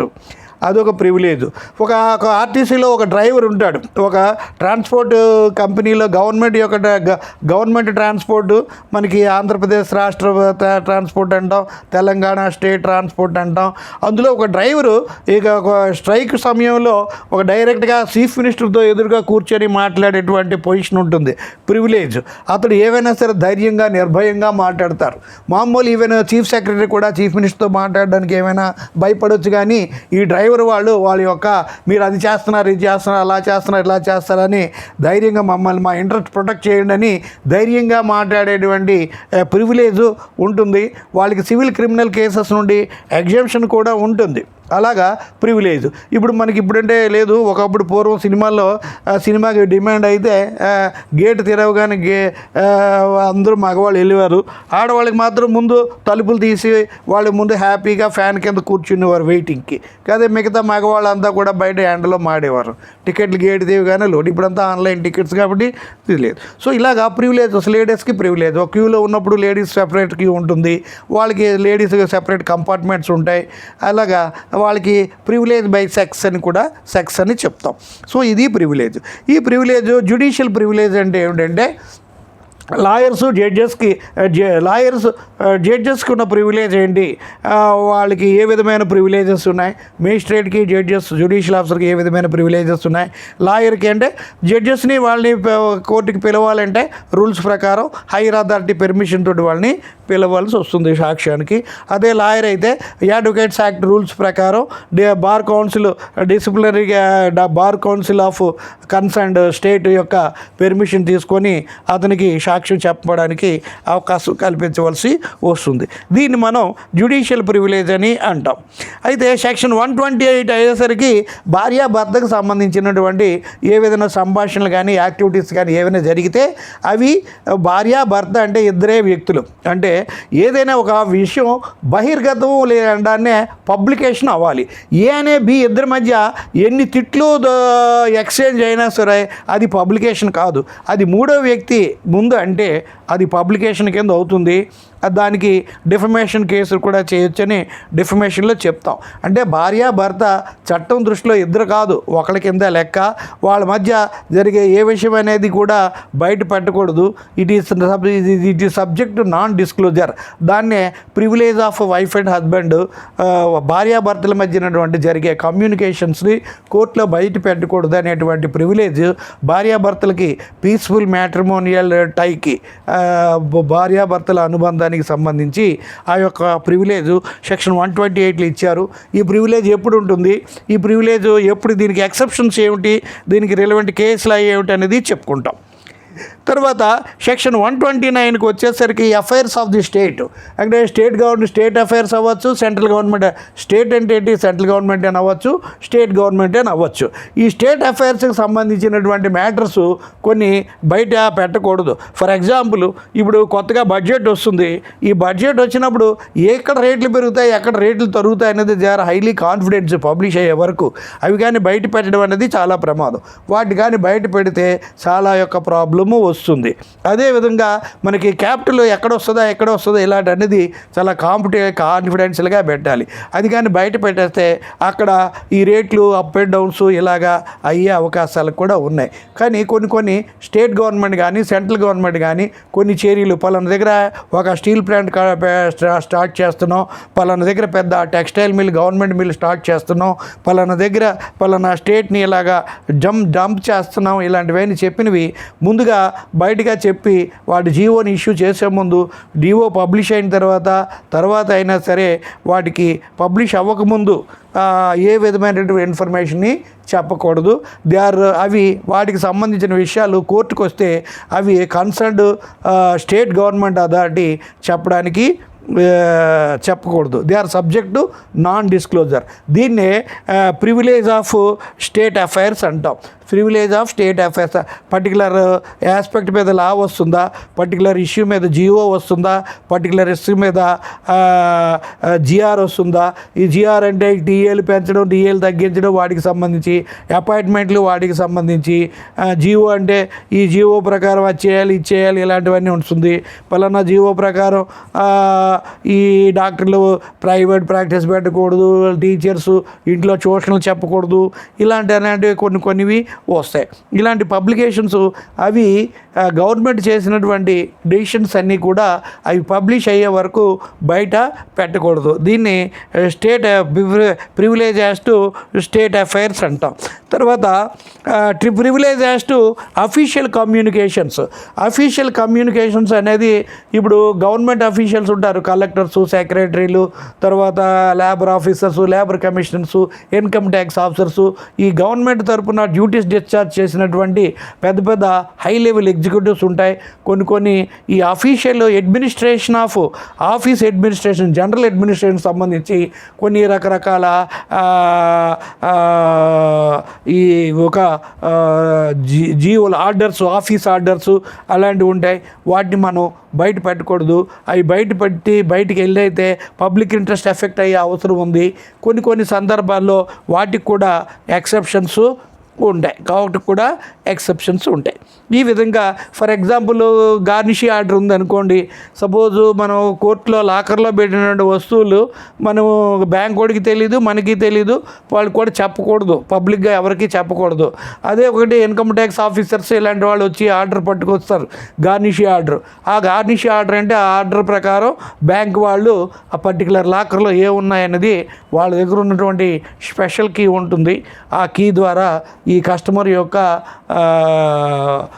కీ ఓపెన్ చేస్తే అందులో ఉన్నటువంటి కొన్ని డాక్యుమెంట్స్, వాటికి సంబంధించినటువంటి సివిల్ క్రిమినల్ కేసుకు సంబంధించిన ఇన్ఫర్మేషన్ కూడా బయటపడే అవకాశం ఉంది. వీటికి సంబంధించి అఫీషియల్ కమ్యూనికేషన్ అంటాం. తర్వాత నెక్స్ట్ ఏంటంటే సెక్షన్ 131లో information as to commission of offence. ఇప్పుడు పలానావాడు ఒక మర్డర్ చేశాడు, రేప్ చేశాడు, కిడ్నాప్ చేశాడు, అబ్డక్షన్ చేశాడు, ఇలాంటివన్నీ ఒక క్రైమ్స్ అనేవి ఎప్పుడు కూడా ఒక సీక్రెట్ ప్లేస్లో జరుగుతాయి. ఆ సీక్రెట్లో ప్లేస్లో జరిగినప్పుడు కూడా ఎవరో ఒకరు చూసేస్తారు అనుకోకుండా. మనం సినిమాలో చూస్తాం, ఏదో ఒక హత్య ఏదో చేస్తుండగా ఎవరో ఒకరు చూడడం జరుగుతుంది, హీరోకి సంబంధించిన వాళ్ళు. ఈ విలన్ తాలూకు వాళ్ళు ఏంటి వెంట దగ్గర చంపడానికి ప్రయత్నం చేసి తను ఉంటే మనకు ప్రమాదం అని. అయితే హీరో ఉంటాడు కాబట్టి ప్రొటెక్ట్ చేస్తాడు సినిమాలో. బట్ నార్మల్గా అలాంటి అవకాశాలు ఉండవు, చాలా తక్కువ. అయితే ఇప్పుడు మనకి సినిమాలో చూపిస్తారు ఒకడు వచ్చి 100 మందిని, బట్ నిజ జీవితంలో ఒక్క మనిషి, ఒక్క హీరో ఒక్కరిని కూడా రైట్ ఆఫ్ ప్రైవేట్ డిఫెన్స్ను కూడా తను కాపాడుకోలేరు. For example Saif Ali Khan in the recent past ఈ విధంగా చెప్తాం. అయితే అదే అతను సినిమాలో అయితే 100 మందిని వంట చేతితో కొట్టేస్తాడు, కానీ తన లైఫ్కి వచ్చేటప్పటికి ఒక్కరిని కూడా అదుపుకు కంట్రోల్ చేసి ప్రాణం కత్తిపోట్లకు గురవ్వకుండా చూడలేకపోయాడు. ఈ విధంగా మనకి ఉంటుంది. అయితే ఈ ఎఫ్ఐఆర్ పలానావాడు పలానా హత్య చేశాడు, పలానావాడు పలానా క్రైమ్ చేశాడు, దొంగతనం చేశాడు, ఇలాంటివన్నీ మనం ఎవడైతే ఇన్ఫర్మేషన్ ఇస్తాడో అతని యొక్క నేమ్ని, పేరుని, పర్టికులర్స్ని పోలీసు వాళ్ళు, జ్యుడిషియల్ మేజిస్ట్రేట్కి సంబంధించిన ఆఫీస్ వాళ్ళు చాలా కాన్ఫిడెన్షియల్గా ఉంచాలి. ఎట్టి పరిస్థితుల్లో కూడా అది బయట పెట్టకూడదు. బయట పెడితే వీడు నా మీద అసలు నిందితుడు హత్య చేసిన వ్యక్తి లేదా క్రైమ్ చేసిన వ్యక్తి పలానావాడు నా మీద కంప్లైంట్ ఇస్తాడని తన మీద కక్ష తీర్చుకునే ఇది ఉంటుంది. కక్ష తీర్చుకునే అవకాశం ఉంటుంది. కాబట్టి ఎఫ్ఐఆర్ ఎవరిచ్చారు, ఫస్ట్ ఇన్ఫర్మెంట్ పేరు బయట పెట్టకుండా చేయవలసి వస్తుంది. ఇవి కొన్ని పాయింట్స్ మాత్రం 1 సెంటెన్స్లు సరిపోతాయి, కొన్ని పాయింట్స్ మాత్రం డీటెయిల్డ్గా చెప్పాలి, అవి చెప్తాను. తర్వాత నెక్స్ట్ 132 ప్రొఫెషనల్ కమ్యూనికేషన్ అంటే లాయర్కి అడ్వకేట్ క్లయింట్కి మధ్యన లాయరు క్లయింట్కి ఏవేమైనా చెప్తాడు, అవి క్లయింట్ ఎప్పుడు చెప్పకూడదు కదా. క్లయింట్ తనకి ఏం చెప్పినా సరే లాయర్ చెప్పకూడదు. అదేవిధంగా లాయర్ యొక్క స్టాఫ్ ఏవి కానీ, క్లయింట్ కానీ, లాయర్ ఇచ్చిన అడ్వైజ్ కానీ ఏమి అసలు ఏం జరిగినా లాయర్కి క్లయింట్కి, లీగల్ ఆఫీసులో ఉన్న స్టాఫ్కి మధ్యన జరిగినటువంటి ఏ విధమైన కాన్ఫిడెన్షియల్ ఇన్ఫర్మేషన్ ఉన్నా సరే అవి కేసుకి ఎఫెక్ట్ అవుతాయి అనుకున్నప్పుడు వాటిని చెప్పవలసిన అవసరం లేదు. ఇవి క్వాలిఫైడ్ ప్రివిలేజ్ అంటే సబ్జెక్టు కండిషను, అబ్సల్యూట్ ప్రివిలేజ్ అంటే there is no any condition. పొరపాటునే ఇప్పుడు ఇంకా ప్రివిలేజ్ అంటే పార్లమెంట్ మెంబర్స్ని కానీ, స్టేట్ లెజిస్లేచర్లో ఎమ్మెల్యేలు కానీ ఎవరిని ఆ 4 గోడల మధ్య సెషన్ జరిగినా, ప్రైమ్ మినిస్టర్ తిరిగినా, చీఫ్ మినిస్టర్కి తిట్టినా, సెంట్రల్ మినిస్టర్కి నిందిస్తూ ఉన్నా వాటి మీద కేసు ఉండదు. ఎందుకంటే they are absolutely privileged. Session జరిగే 4 గోడల మధ్య స్టేట్ లెజిస్లేచర్లో కానీ, సెంట్రల్ లెజిస్లేచర్ పార్లమెంట్ లోక్సభలో కానీ, స్టేట్ లెజిస్లేటివ్ అసెంబ్లీ లేదా లెజిస్లేటివ్ కౌన్సిల్లో కానీ ఒకరికొకరు ఎన్ని దుర్భాషలు ఆడుకున్నా సరే వాళ్ళకి డిఫమేషన్ కేసులు వేయడానికి లేదు. దాన్ని అబ్సల్యూట్ ప్రివిలేజ్ అంటాం. క్వాలిఫైడ్ ప్రివిలేజ్ అంటే ఏంటంటే అక్కడ మనం ఒక స్టేట్మెంట్ని అది నిజమైనా అబద్ధమైనా దురుద్దేశంతో మ్యాలిస్ దురుద్దేశం లేకుండా, అంటే ఆ స్టేట్మెంట్ ఒక ప్రివిలేజ్ అకేషన్లో వేసి ఉండాలి. అందులో దురుద్దేశం అనేటువంటి బ్యాడ్ ఇంటెన్షన్ అనేది ఉండకుండా ఉంటే అప్పుడు ఆ ప్రివిలేజ్ దొరుకుతుంది. అంటే సబ్జెక్టు వితౌట్ మ్యాలిస్ ఉండాలి, ప్రివిలేజ్ అకేషన్ ఉండాలి. ఈ 2 కండిషన్స్ అంటే కండిషనల్గా ప్రివిలేజ్ ఉంటే దాన్ని క్వాలిఫైడ్ ప్రివిలేజ్ అంటారు. క్వాలిఫైడ్ ప్రివిలేజ్ అంటే the privilege is available subject to fulfilment of certain qualifications are conditions. దాన్ని క్వాలిఫైడ్ ప్రివిలేజ్ అంటాం. అబ్సల్యూట్ ప్రివిలేజ్ అంటే ఏమీ కాకుండా ఎలాగైనా అవుట్ ఆఫ్ పర్సనల్ ఇల్, గ్రెడ్జ్, కడుపు మంట, పగతో, ప్రతీకారంతో అయినా సరే దానికి ఆ ప్రివిలేజ్ అవైలబుల్ అవుతుంది. దాన్ని అబ్సల్యూట్ ప్రివిలేజ్ అని అంటాం. ఇప్పుడు అసెంబ్లీలో కానీ సెంట్రల్ హౌస్లో కానీ ఓడిపోయిన వాళ్ళు కడుపు మంటకి రూలింగ్ పార్టీ మీద నోటుకొచ్చినట్టు తిట్టచ్చు, లేదంటే రూలింగ్ పార్టీ వాళ్ళు అపోజిషన్ వాళ్ళ మీద నోటుకొచ్చిన తిడుతూ వాళ్ళ యొక్క ఆ 4 గోడల మధ్య వాళ్ళకు ఉన్నటువంటి కడుపు దుఃఖం తీర్చుకొని ఏమైనా అడగొచ్చు, వాళ్ళకి కేసు ఉండదు. అదే బయటగానంటే 4 గోడల మధ్య బయటగానంటే వాళ్ళు డిఫమేషన్ సూట్స్కి గురవుతారు. అటువంటి ప్రివిలేజ్నే అబ్సల్యూట్ ప్రివిలేజ్ అంటాం. భార్యాభర్తల మధ్య ఇవి లాయరు, అడ్వకేటు, అలాగే క్లయింట్, లాయరు, క్లయింటు, స్టాఫ్ వీటికి సంబంధించిన కాన్ఫిడెన్షియల్ ఇన్ఫర్మేషన్ని డిస్క్లోజ్ చేయకుండా ప్రివిలేజ్ ఉంటుంది. అదేవిధంగా డాక్టరు, పేషెంట్ తనకున్నటువంటి ప్రాబ్లం ఏమైనా చెప్పుకోవచ్చు. ఫర్ ఎగ్జాంపుల్ పేషెంట్కి ఎయిడ్స్ అంటే బయటికి చెప్పలేరు, పబ్లిక్లో ఎవరికి తెలియదు. ఇప్పుడంటే ఎయిడ్స్ మంత్ నార్మల్ అయిపోయింది. ఒకప్పుడు ఫ్రమ్ ది బిగినింగ్ ఎక్కడో దేశంలో ఒకే కేసు రిపోర్ట్ అయితే అప్పుడు దాన్ని ఎంతో సీరియస్గా తీసుకున్నారు. కోవిడ్ కూడా ఒకే ఒక కేసు రిపోర్ట్ అయిందని అలాగా అంతలేక అయిపోయాక కామన్ అయిపోయింది. సరే అలాగా పేషెంట్ తనకున్నటువంటి ప్రాబ్లమ్ని డాక్టర్కి చెప్పుకోవచ్చు. అదేవిధంగా బిజినెస్ సీక్రెట్స్లో కూడా వాళ్ళ మధ్య ఏవైనా బిజినెస్ సీక్రెట్స్ ఉంటాయి. అలాగే ఇప్పుడు మనకి secrecy of customers account, bank వాళ్ళకి కస్టమర్ అకౌంట్ యొక్క బ్యాలెన్స్ పొజిషన్ ఏమి చెప్పకూడదు. ఇలాంటివి కొన్ని అదే కానీ కోర్టు ఆర్డర్ ఏవైనా ఉంటే అప్పుడు చెప్పవలసి వస్తుంది. ఈ విధంగా ప్రొఫెషనల్గా లాయరు, అడ్వకేటు ఇవన్నీ వస్తాయి. తర్వాత 133 privilege not waived by volunteering evidence, అంటే ఎక్సెప్షన్ అనమాట. ఇప్పుడు లాయర్కి క్లయింట్కి మధ్య జరిగినటువంటి కమ్యూనికేషను లాయర్ యొక్క క్లయింట్ యొక్క రైట్ని ప్రొటెక్ట్ చేయడానికి. అలాంటప్పుడు ఆ లాయరు తన క్లయింట్ ఇలాగ చెప్పాడనేది విషయాన్ని ఎట్టి పరిస్థితుల్లో కూడా బయటికి చెప్పకూడదు. ఒకే విధంగా ఇలాగ ప్రొసీడింగ్ జరిగినప్పుడు ఆ యొక్క కాన్ఫిడెన్షియల్ ఇన్ఫర్మేషన్గా చెప్పింది ఈ క్లయింటే మధ్యలో దూరి పడి చెప్పవలసి వస్తే అప్పుడు అది తనకి ఆ ప్రొటెక్షను ఉండదు. అదేవిధంగా లాయర్ కూడా ఒక ఈ యొక్క అలాగా కోర్టు ఈ క్లయింట్ కూడా లాయరు ఏమైనా అడ్వైజ్ ఇచ్చినప్పుడు అది ఇలాగ మా లాయర్ గారు అడ్వైజ్ ఇచ్చారని చెప్పకూడదు. అదే కానీ లాయర్ కానీ కన్సెంట్ ఇచ్చాడు అనుకోండి, అది చేయొచ్చు. So the protection given to lawyer are client can be waived by giving consent are it may be express consent are implied consent whether it is express content ఓపెన్గా చెప్పడం, ఈ యొక్క ఇన్ఫర్మేషన్ లాయర్ గారు చెప్పొచ్చు అని చెప్పడం, లేదా ఈ క్లయింట్ ఈ విషయాన్ని చెప్పింది బయటికి చెప్పొచ్చు, లేదా ఏ రకంగా సందర్భం ఏర్పడి చెప్తే దాన్ని ఇంప్లాయిడ్గా వస్తుంది.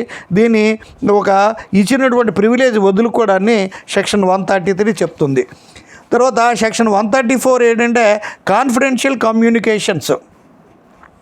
కాన్ఫిడెన్షియల్ కమ్యూనికేషన్ అంటే స్టాఫ్ ఇప్పుడు లాయర్ ఒక క్లయింట్ యొక్క కేసు నిజంగా క్రైమ్ చేస్తాడు, లాయర్ దగ్గరికి వస్తాడు, నన్ను ప్రొటెక్ట్ చేయమంటాడు, దానికి సంబంధించినటువంటి ఇన్ఫర్మేషన్ అంతా కూడా ఓపెన్గా లాయర్ గారికి చెప్పేస్తాడు.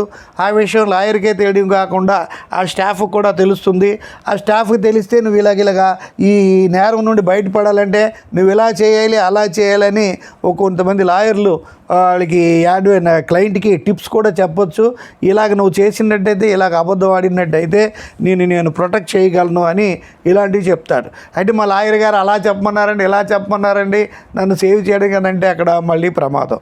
ఇదే విషయం ఆ క్లయింటు చెప్పకూడదు, ఆ స్టాఫు చెప్పకూడదు. దీన్నే కాన్ఫిడెన్షియల్ కమ్యూనికేషన్స్ అని అంటాం.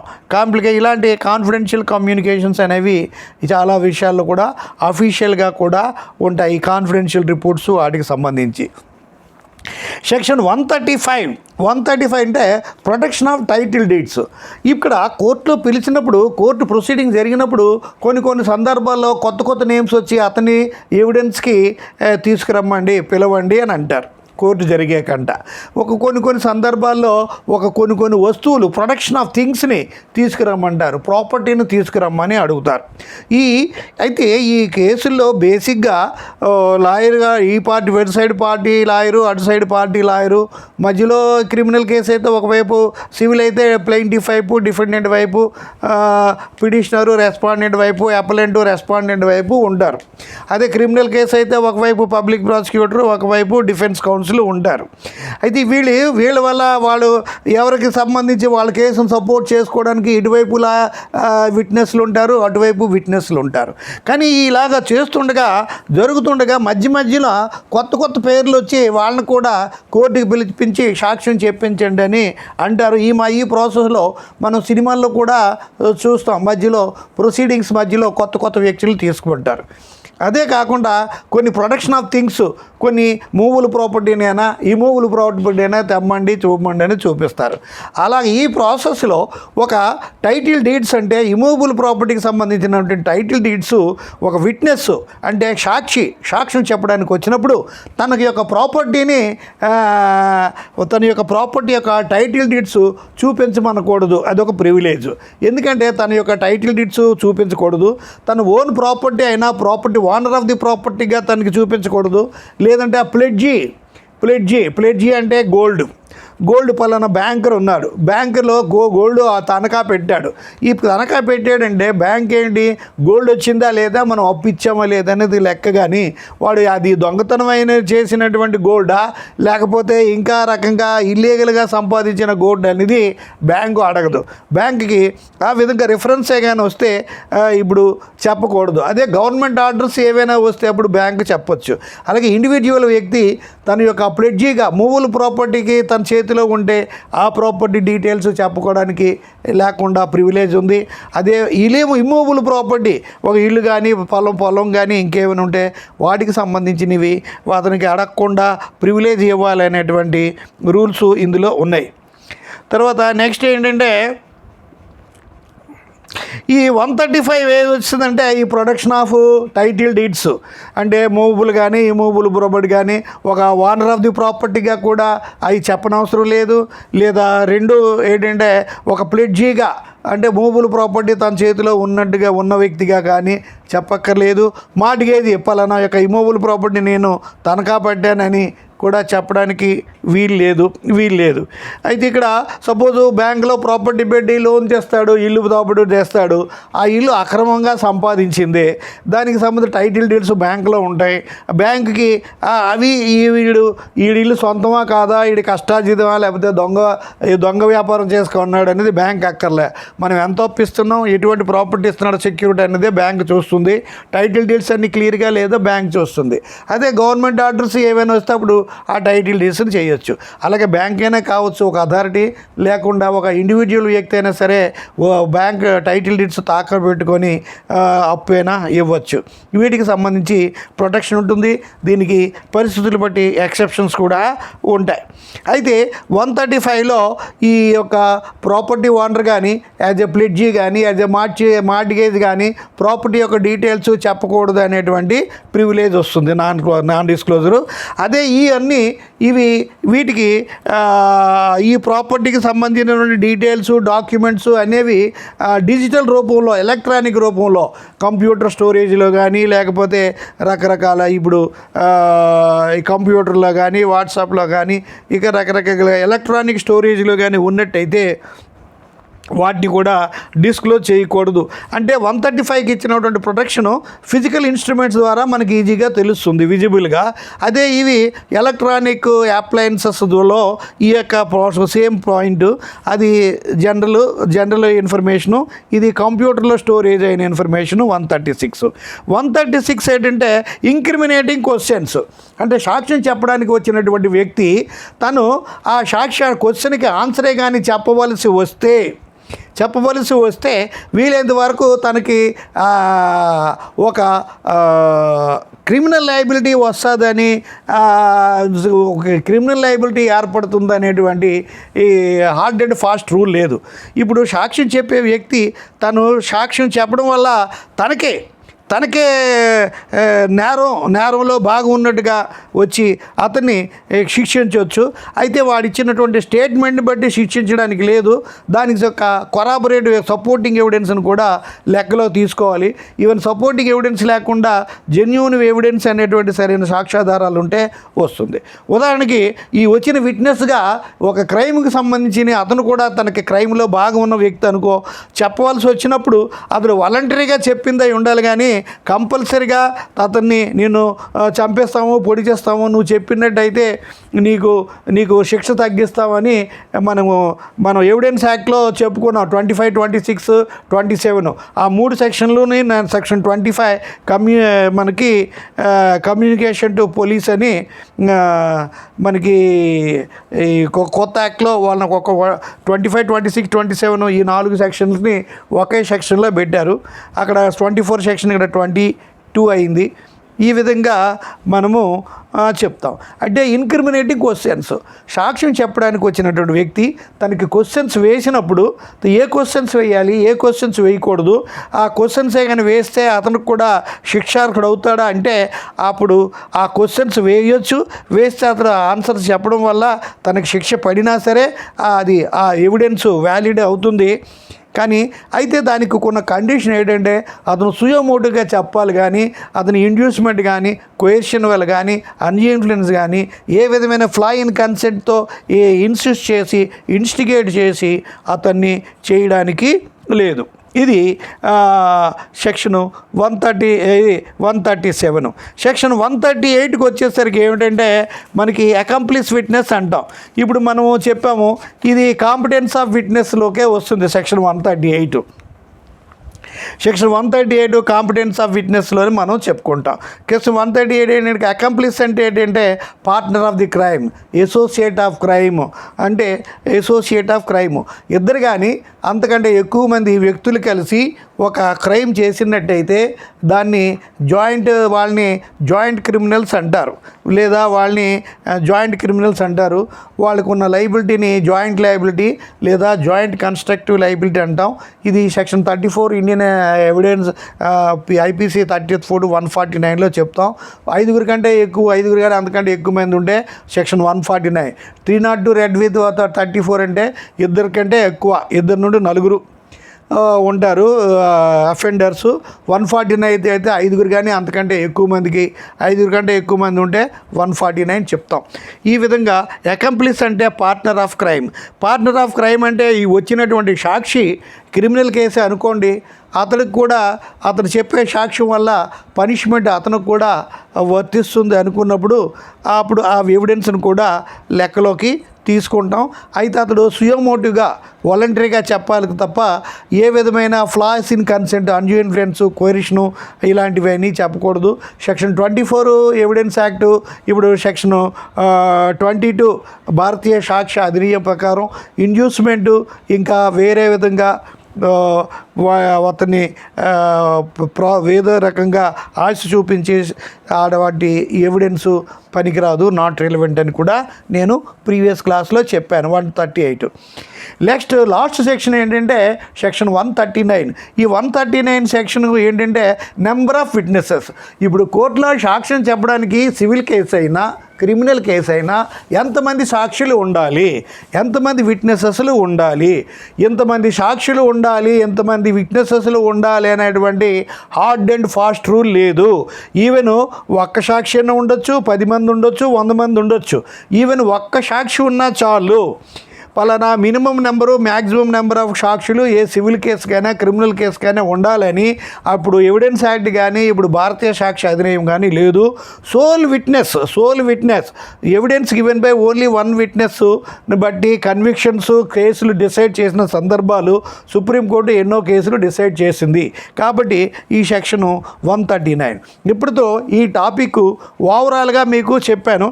ఇవన్నీ కూడా చెప్పినవన్నీ చాలా సెక్షన్స్లో ఒక సెక్షన్ సంబంధించి ఆల్రెడీ నీకు డీటెయిల్స్గా చెప్పినట్టే కొన్ని కొద్దిగా 2-3 సెక్షన్స్ని డీటెయిల్గా 4-5 సెక్షన్స్ని నేను డీటెయిల్గా 8-16 సెక్షన్స్లో 5-6 సెక్షన్స్ని డీటెయిల్డ్గా చెప్పాల్సి ఉంది.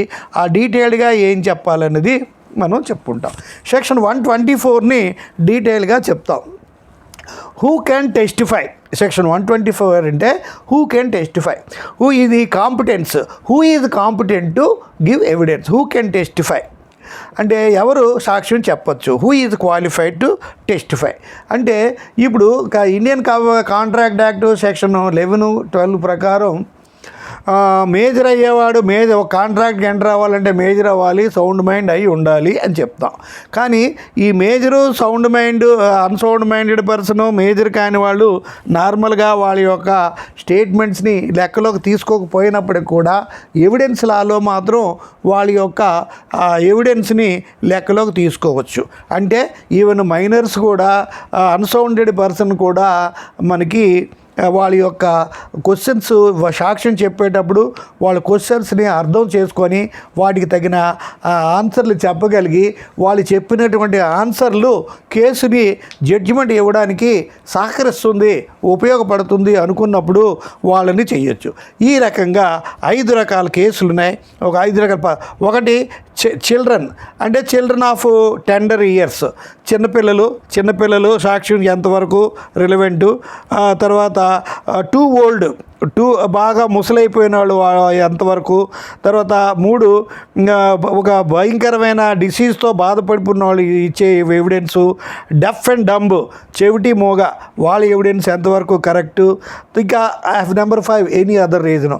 ఇవి 5 సందర్భాల్లో ఏమిటి అనేది చెప్పుకుంటాం. చైల్డ్ విట్నెస్ అంటే ఇప్పుడు లా ఆఫ్ ఎవిడెన్స్లో జడ్జెస్ ఒక చిన్నపిల్లడు ఇచ్చినటువంటి జడ్జిమెంట్ని కూడా లెక్కలోకి తీసుకోవచ్చు. అయితే ఇండియన్ ఓత్స్, ఇప్పుడు మనం కోర్టులో ఎవిడెన్స్ ఇచ్చేటప్పుడు మొట్టమొదటిసారిగా విట్నెస్ చేత ప్రమాణ చేయిస్తారు. ఏమని, భగవద్గీత అనే బుక్ మీద ప్రమాణం చేసి అంతా నిజం చెప్తున్నానని ప్రమాణం చేయించి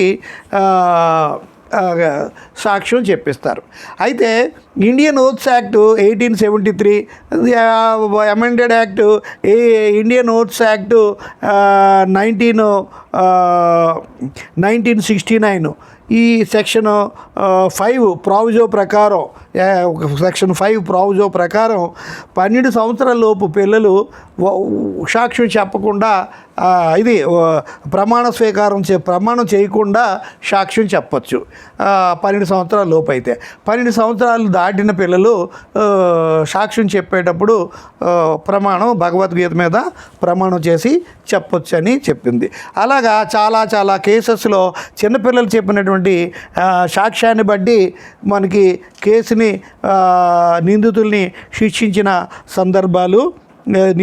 శిక్షించినటువంటి ఈ సందర్భాలు ఉన్నాయి. అయితే ఇక్కడ ఈ విధంగా చిన్నపిల్ల యొక్క సాక్ష్యం చెందుతుంది అని మనకు చాలా కోర్టుల్లో జడ్జిమెంట్స్ కూడా ఉన్నాయి. ఈ విధంగా ఈ కేసు బిలో 12 ఇయర్స్ చిన్నపిల్లలు 12 సంవత్సరాల్లో పిల్లలు చెప్తే సాక్ష్యం చెల్లుతుంది. ఈవెన్ ప్రమాణం కూడా చేయించక్కర్లేదని P Ramesh versus state represented by inspector of police. ఇది supreme court, all India reporter 2019 supreme court. ఇది 2019లో సుప్రీంకోర్టు ఏం చెప్పిందంటే, P Ramesh versus state represented by inspector of police. 12 సంవత్సరాల లోపు పిల్లడు సాక్ష్యం చెప్తే అని అడ్మిట్ చేయొచ్చు, దాని ప్రకారం శిక్ష విధించవచ్చు అని చెప్పారు. తర్వాత 12 సంవత్సరాలు దాటితే ఆ చైల్డ్ అంటే మైనర్ వరకు ఓత్ ప్రమాణం చేసి చెప్పవలసి ఉంటుంది.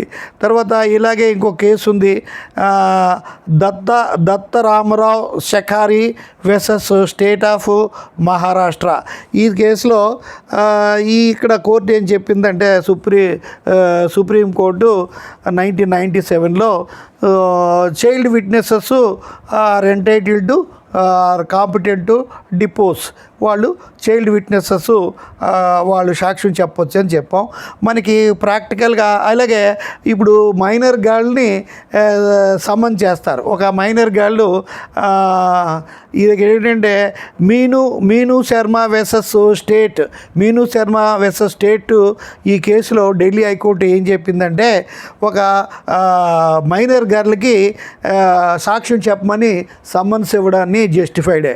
ఇక్కడ ఒక మైనర్ గర్ల్ ఈ సాక్ష్యం చెప్తుంది ఏంటంటే, తల్లి వేరే వాడితో అడల్టరీ ఉందని కోర్టులో సాక్ష్యం చెప్తుంది. అంటే తన తల్లి తండ్రిని మోసం చేసి వేరే వ్యక్తితో అడల్టరీగా ఉందని తను చెప్పే సాక్ష్యం కోసం ఆమెకు సమన్స్ ఇచ్చి ఆమె చేత చెప్పించడం జస్టిఫైడ్ అని సుప్రీంకోర్టు చెప్పింది.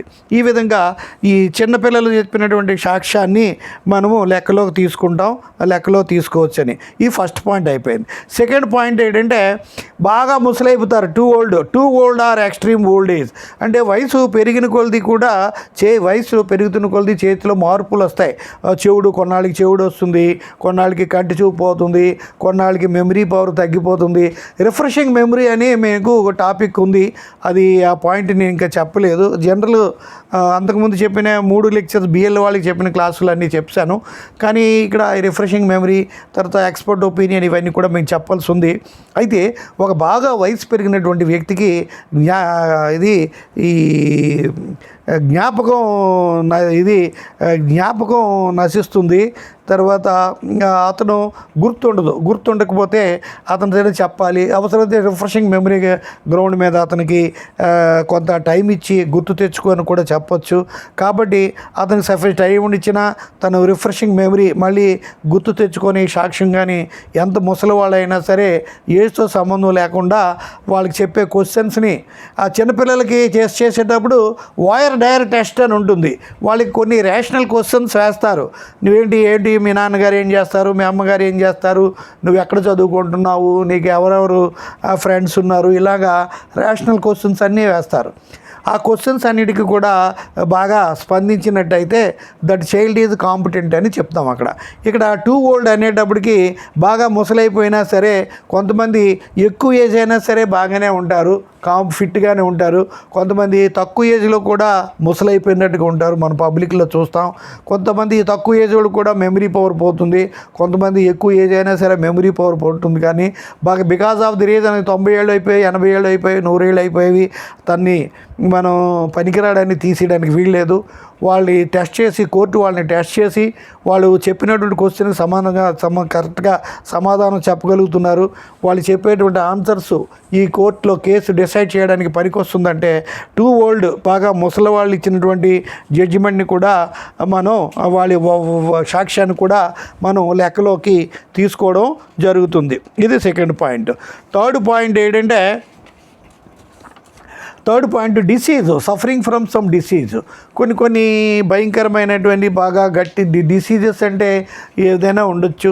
ఆ టీబీ కానీ లేకపోతే ఇన్ఫెక్షియస్ డిసీజ్ కానీ ఇంకా ఆ డిసీజ్ తోటి ఆ వ్యక్తి చాలా తీవ్రంగా బాధపడినా సరే వాళ్ళు నార్మల్గా మాట్లాడడానికి సోషల్ యాక్టివిటీస్లో చేయకపోయినా వాళ్ళ యొక్క ఎవిడెన్స్కి అత్యంత ప్రాధాన్యత ఉన్నప్పుడు వాళ్ళని ఏదో రకంగా పిలిపించి వాళ్ళ చేత సాక్ష్యం చెప్పి కోర్టుకి వాళ్ళు చెప్తున్నటువంటి సాక్ష్యం బాగానే ఉంది, ప్రాపర్గానే ఉంది, ఈ కోర్టు యొక్క జడ్జిమెంట్కి ఈ యొక్క కేసుని డిసైడ్ చేయడానికి ఉపయోగపడుతుంది అనుకున్నప్పుడు ఎటువంటి భయంకరమైన వ్యాధిలో ఉన్నటువంటి వ్యక్తి అయినా సరే తన యొక్క కోర్టుకి సాక్ష్యం చెప్పగలిగినప్పుడు ఆ సాక్ష్యం కోర్టుకి మెటీరియలిస్టిక్ వాల్యూ ఉన్నప్పుడు అతని చేత ఆ జడ్జిమెంట్ని మనం లెక్కలోకి వాళ్ళ యొక్క ఆ ఎవిడెన్స్ని లెక్కలోకి తీసుకోవాల్సి వస్తుంది. తర్వాత డెఫ్ అండ్ డమ్ విట్నెసెస్. డమ్ అంటే డెఫ్ అంటే చెవుడు, డమ్ అంటే మూగ. ఈ డమ్ విట్నెసెస్ వాళ్ళు సాక్ష్యం చెప్పడానికి పనికిరారని పూర్వం చెప్పేసి డిక్లేర్ చేసేసారు. కానీ మనకి మెడికల్ సైన్సెస్ అడ్వాన్స్ అయిన తర్వాత డెఫ్ అండ్ డమ్ కూడా మామూలు నార్మల్ మనిషి కంటే ఏమాత్రం తక్కువ కాదు, వాళ్ళు మనతో కూడా సమానమే అని మనం చూస్తాం. గుడ్డి వాళ్ళు గ్రాడ్యుయేషన్స్, పిహెచ్డీలు చేసిన సందర్భాలు ఉన్నాయి. వాళ్ళకంటూ ఒక ప్రత్యేకమైన చేయి తడుముకుంటూ చదువుకునేటువంటి ఆపరేటర్స్ ఉన్నాయి. ఈవెన్ గుడ్డి వాళ్ళు కూడా సాక్ష్యం చెప్పొచ్చు. తనకి ఒక ఏదో సినిమాలో మనం చూసాం, వాడు గుడ్డివాడు ఉంటే చెయ్యి వేస్తే ఒకటి మట్టేస్తే వెళ్ళిపోతాడు. మట్టేస్తే అలాగ నిందితుడు 4-5 చేత మట్టేస్తే వీడే అని చెప్పగలుగుతాడు. ఆ రకమైన జడ్జిమెంట్ని తీసుకున్నారు. డఫ్ అండ్ డమ్ అంటే ఏంటంటే ఇప్పుడు మనకి దూరదర్శన్లో మూగ వార్తలు అనేవి వస్తాయి. ఒక లేడీ ఆ యొక్క వార్తల్ని నోటి మాటలతో ఇంగ్లీష్లో చెప్తుంది, ఏ భాషలో, మళ్ళీ ఆ చేతి వేళ్ళు కదలికలతో కూడా చెప్తుంది. దాన్ని మూగ వార్తలు అని అంటాం. అందుకు పూర్వం ఈ మూగ వార్తలు అయిన తర్వాతే ఒక రీజనల్ లాంగ్వేజ్ సినిమా వచ్చేది ఒకప్పుడు దూరదర్శన్. ఇప్పుడంటే క్షణానికి ఒక ఛానల్ ఆన్ చేస్తే కొన్ని వందల సినిమాలు మనం మార్చుకోవచ్చు. కానీ ఒకప్పుడు వారానికి ఒక సినిమా వచ్చేది దూరదర్శన్ వచ్చే టైంలో. అలా అయితే ఈ విధంగా డఫ్ అండ్ డమ్ వాళ్ళకి సంబంధించి వాళ్ళు బ్రహ్మాండంగా వాళ్ళు ఏ మాటలైనా సరే ఈజీగా చెప్పగలిగేటువంటి భాష ఉంది. ఈ అడ్వాన్స్డ్ మెడికల్ సైన్సెస్ వల్ల డెఫ్ అండ్ డమ్ బ్లైండ్ వీళ్ళు they are good as any normal witnesses వాళ్ళగా చెప్పవచ్చు. తర్వాత ఇవి కాకుండా 5 ఎనీ అదర్ కాజ్, ఏదైనా వేరే కారణం వల్ల వాళ్ళు జడ్జిమెంట్, వాళ్ళు ఎవిడెన్స్ విట్నెస్ ఇది సాక్ష్యం చెప్పలేకపోతే ఆ కోర్టు వాళ్ళని పరిశీలించి ఏ కారణం వల్ల ఎవిడెన్స్ చెప్పలేకపోతున్నాడు, దీనికి కారణం ఏంటి, ఫర్ ఎగ్జాంపుల్ ఏదో నాకు ఎవడో ఇది కానీ చెప్పానంటే పలానోడు చంపేస్తాడు అని అనే ఉద్దేశం ఉందనుకోండి, ఆ కారణం చెప్పకపోతే ఆడికి తగినటువంటి పోలీస్ ప్రొటెక్షన్ ఇచ్చి ఇలాగ చేయాలి, ఈ విధంగా చేస్తే పలానా నష్టం అవుతుందంటే తగినటువంటి ఏర్పాట్లు చేసి, ఇంకా ఈ పైన 4 కారణాల వల్ల కాకుండా ఇంకా ఏ కారణం వల్ల అయినా సరే ఒక వ్యక్తి సాక్ష్యం చెప్పలేని పరిస్థితిలో ఉంటే ఆ యొక్క వ్యక్తి యొక్క సాక్ష్యానికి తగినటువంటి ఏర్పాట్లు కోర్టు చేసి ఆ సాక్ష్యాన్ని రాబట్టి ఖచ్చితంగా ప్యూర్ అండ్ ఇంపార్షియల్ జస్టిస్ ఇవ్వడానికి కోర్టు అథారిటీస్ అన్ని రకాలుగా చర్యలు తీసుకోవాలి. ఇవి ఇవి ఇవి సెక్షన్ 124 ఎవరు సాక్ష్యం చెప్పొచ్చు, ఏ రకంగా ఎన్ని రకాల వ్యక్తులు సాక్ష్యం చెప్పొచ్చు, సాక్ష్యం చెప్పడానికి కావాల్సినటువంటి క్వాలిఫికేషన్ ఏమిటి సాక్షులకి, అంటే సాక్ష్యం అంటే ఎవిడెన్స్, సాక్షులు అంటే విట్నెసెస్, ఈ విషయం చెప్పుకుంటాం. తర్వాత 125 సెక్షన్లో ఏంటంటే 125 అంటే పాత సెక్షన్ 119 6 సెక్షన్లు తగ్గించాలి. అయితే ఇక్కడ ఏంటంటే అనేబుల్ టు స్పీక్ అంటే కొన్ని సందర్భాల్లో ఈ సాక్ష్యం చెప్పవలసినటువంటి సాక్షి విట్నెస్ ఎవిడెన్స్ ఇవ్వగలిగినటువంటి విట్నెస్ మాట్లాడలేని పరిస్థితి. ఆ మాట్లాడలేని పరిస్థితి అంటే ఇప్పుడు అనేక రకాలుగా అనేటువంటి రిలీజియన్స్లో రకరకాల ఫార్మాలిటీస్ ఉంటాయి. ఆ పూజలు ఆ నియమ నిష్టాల్లో వాళ్ళు మాట్లాడకూడదు. అదేవిధంగా మన ఓ ఆఫ్ సైలెన్స్ మౌనవ్రతం అనేది ఉంది. మౌనవ్రతం అంత ఉంది, అలాగే ఆ మౌనవ్రతం టైంలో మాట్లాడకూడదు. తర్వాత ఇంకేదైనా వాకల్ కార్డ్స్ పోయేవి మాట్లాడడానికి అవకాశం లేదు. అటువంటి వ్యక్తులకు కూడా అటువంటి వ్యక్తులు వాళ్ళ చేతులు ఆడించో తలాడించో లేకపోతే పేపర్ మీద రాసో ఈ రకంగా సాక్ష్యం చెప్పి ఆ సాక్ష్యాన్ని తీసుకోవచ్చు. అదేవిధంగా తండ్రి చనిపోయాడేనో తల్లి చనిపోయాడేనో ఆ వ్యక్తి కాశీ వెళ్ళి అస్థికులు గంగలో నిమగ్నం చేయడానికి వెళ్ళినట్టు వ్యక్తి వెళ్ళి వచ్చినంత వరకు మాట్లాడకూడదు. ఆ మాట పక్కన ఎవరో తోడు ఉంటారు, ఆ తోడు ఏదో సైజులు చెప్తే పక్కనున్న వ్యక్తి దాన్ని ట్రాన్స్లేట్ చేసి చెప్పగలిగిన అది కూడా అటువంటి సాక్ష్యాన్ని కూడా కోర్టు నమ్ముతుంది. ఈ విధంగా అనేబుల్ టు స్పీక్ 126 126 ఏంటంటే హస్బెండ్ వైఫ్ మధ్య భార్య భర్తకు సంబంధించిన కేసులో భార్య సాక్ష్యం చెప్పొచ్చా, భార్య సంబంధించిన విషయంలో భర్త సాక్ష్యం చెప్పొచ్చా అని వీళ్ళు ఉంది.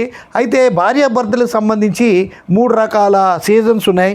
ఒకటి old law, medieval law and present law. Old లాలో ఏంటంటే మ్యారీడ్ ఉమెన్, మీకు చెప్పాను, married women was the tool in kitchen room and toy in the hands of husband and cold. పూర్వంలో ఆడది స్త్రీ అంటే వంటింటి కుందేలు, అక్కడ ఒక వంటింట్లో ఎప్పుడు ఉండి వంట వార్పు చేసి మగవాళ్ళకి అన్నీ వండి పెట్టడమే. మగమహారాజులుగా వీళ్ళు అథారిటీ చెలాయించేవారు. అటు భర్తతో కాదు భర్త యొక్క కొల్లేడ్రల్స్, అత్త మామ, ఆడపడుచులు, మరుదులు అందరూ కూడా ఆమెను అనేక రకాలుగా అన్ని సేవలు చేయించుకునేవారు.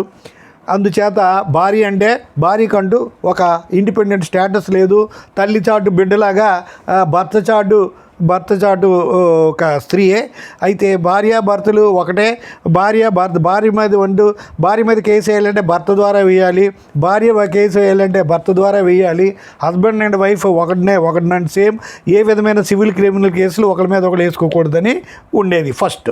తర్వాత సెపరేట్ ఉమెన్స్ ప్రాపర్టీ యాక్ట్ వచ్చిన తర్వాత స్త్రీధన యాక్ట్ వచ్చిన తర్వాత స్త్రీ తన యొక్క ప్రాపర్టీ తను మెయింటైన్ చేయాలి అనుకున్నప్పుడు తను మిడియవల్ యాక్ట్లో ప్రాపర్టీకి సంబంధించిన డిస్ప్యూట్స్లో కేసు వేయొచ్చు భర్త మీద, భర్త భార్య మీద వేయొచ్చు.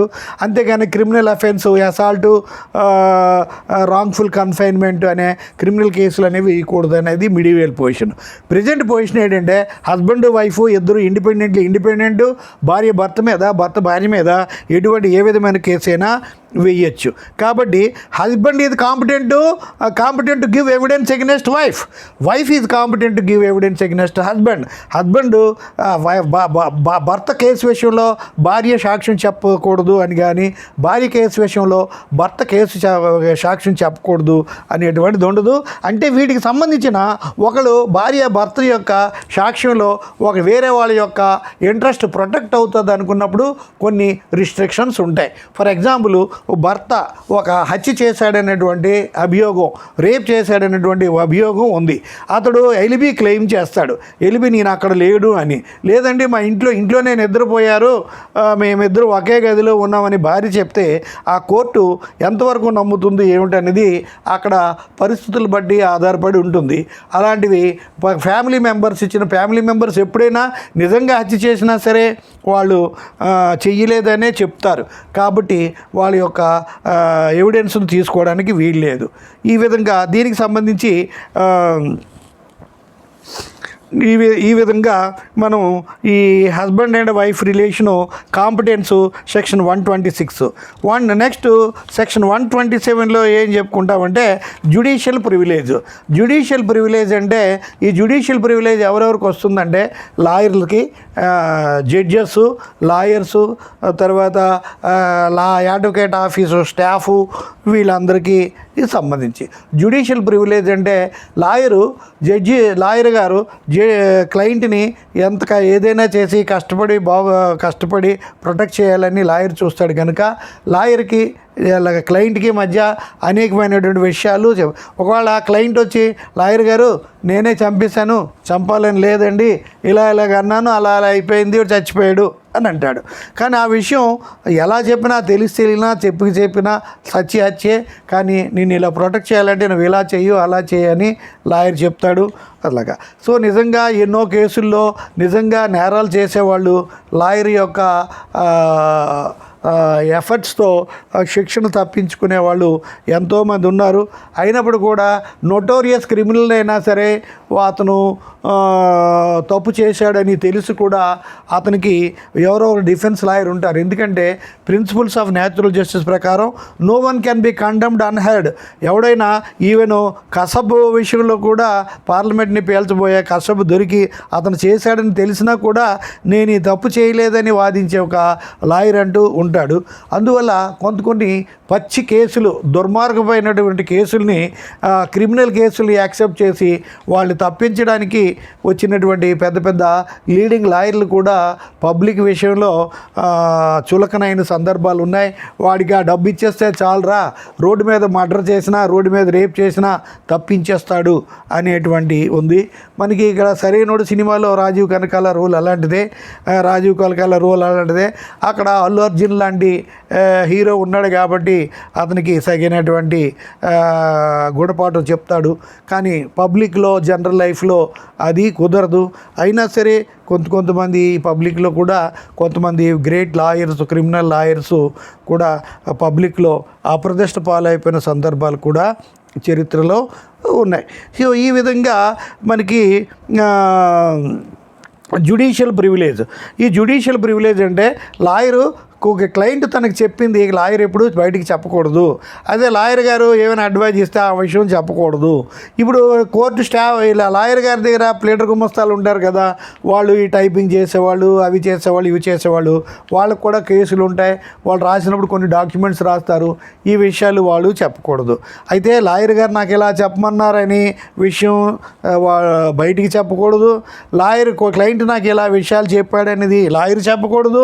అలాగే లాయర్ ఆఫీసులో ఉన్న స్టాఫ్ కూడా ఆ కేసుకి సంబంధించిన విషయాలు ఎక్కడ ఏవి చెప్పకూడదు. ఈ కేసు జరిగినంత కాలం కాకుండా కేసు క్లోజ్ అయిపోయినా సరే చెప్పకూడదు. ఈ మధ్యలో కేసు మానుకొని ఆ క్లయింట్ వేరే లాయర్ దగ్గరికి వెళ్ళిపోయినా ఈ యొక్క పాత లాయర్ ఎవరి దగ్గర నుండి కేసు తీసుకున్నాడో వాపసు తీసుకున్న ఆ లాయర్ కూడా చెప్పకూడదు. ఇది ఈ లాయర్కి క్లయింట్కి మధ్యన ఉన్నటువంటి ఈ కమ్యూనికేషన్ ప్రివిలేజ్ అనేది దీన్ని క్వాలిఫైడ్ ప్రివిలేజ్ అంటాం. క్వాలిఫైడ్ ప్రివిలేజ్ అంటే subject conditions. It should take place on privilege occasion. రెండు, ఈ లాయరు క్లయింట్కి ఉన్నటువంటి ఈ రిలేషను, అడ్వకేట్ క్లయింట్ రిలేషన్షిప్ ఏర్పడడం అనేది ప్రివిలేజ్డ్ అకేషను. ఈ చెప్పేది ఏదైనా దురుద్దేశంతో ఉండకూడదు, అది క్వాలిఫైడ్ ప్రివిలేజ్ అని చెప్తాం. తర్వాత నెక్స్ట్ కేసు ఏంటంటే ఈ జ్యుడిషియల్ ప్రివిలేజ్ లాయర్కి క్లయింట్కి ఉన్నట్టే డాక్టర్కి పేషెంట్కి కూడా ఉంటుంది. డాక్టర్ కూడా పేషెంట్ ఏం చెప్పినా తను చెప్పకూడదు. డాక్టర్ ఏమైనా పేషెంట్కి కొన్ని చిట్కాలు చెప్తే అప్పుడు పేషెంట్ కూడా డాక్టర్ నాకు ఇలా చెప్పారు చేయమన్నారని కూడా చెప్పకూడదు. అలాగే బిజినెస్ పీపుల్కి మధ్యన కూడా కొన్ని బిజినెస్ సీక్రెట్లు ఉంటాయి, అవి చెప్పకూడదు. ఏమైనా పబ్లిక్ ఇంట్రెస్ట్ ఎఫెక్ట్ అంటే దాటిని ఆ డిస్క్లోజర్ని బయట పెట్టవచ్చు. ఇది ప్రొఫెషనల్ ఇది వస్తుంది. తర్వాత ఈ ప్రివిలేజ్డ్ కమ్యూనికేషన్స్కు ఇప్పుడు ప్రివిలేజ్డ్ కమ్యూనికేషన్స్ ఒకటి ఏంటంటే సెక్షన్ 128 నుండి 138 128 నుండి 137 వరకు ఈ ప్రివిలేజ్డ్ కమ్యూనికేషన్స్ ఉంటాయి. అంటే కంపెలబిలిటీ అంటే హూ కెనాట్ బి అంటే the court has power to compel anybody come to court and give evidence, but however the court cannot compel a particular person to reveal certain communications. సాక్ష్యం చెప్పమన్నప్పుడు కొన్ని భార్యాభర్తల మధ్య జరిగింది చెప్పకూడదని ఇలాగ ఉంది. అయితే అందులో ఇంతవరకు మనం కాంపిటెన్స్ గురించి చెప్పాం. ఇప్పుడు సెక్షన్ 128 నుండి 137 వరకు, 127 జ్యుడిషియల్ ప్రివిలేజ్ కదా, 128 నుండి 137 వరకు కంపెలబిలిటీకి సంబంధించి చెప్తాం.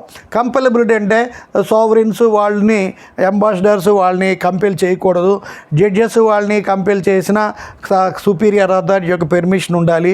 ఇందులో ఈ privilege as to marital communication అంటే మ్యారిటల్ ప్రివిలేజ్, భార్యాభర్తల మధ్య కమ్యూనికేషన్ని బయటికి డిస్క్లోజ్ చేయలేదనేది భార్యకి భర్త విషయంలో రైటు, భర్తకి భార్య విషయంలో రైటు.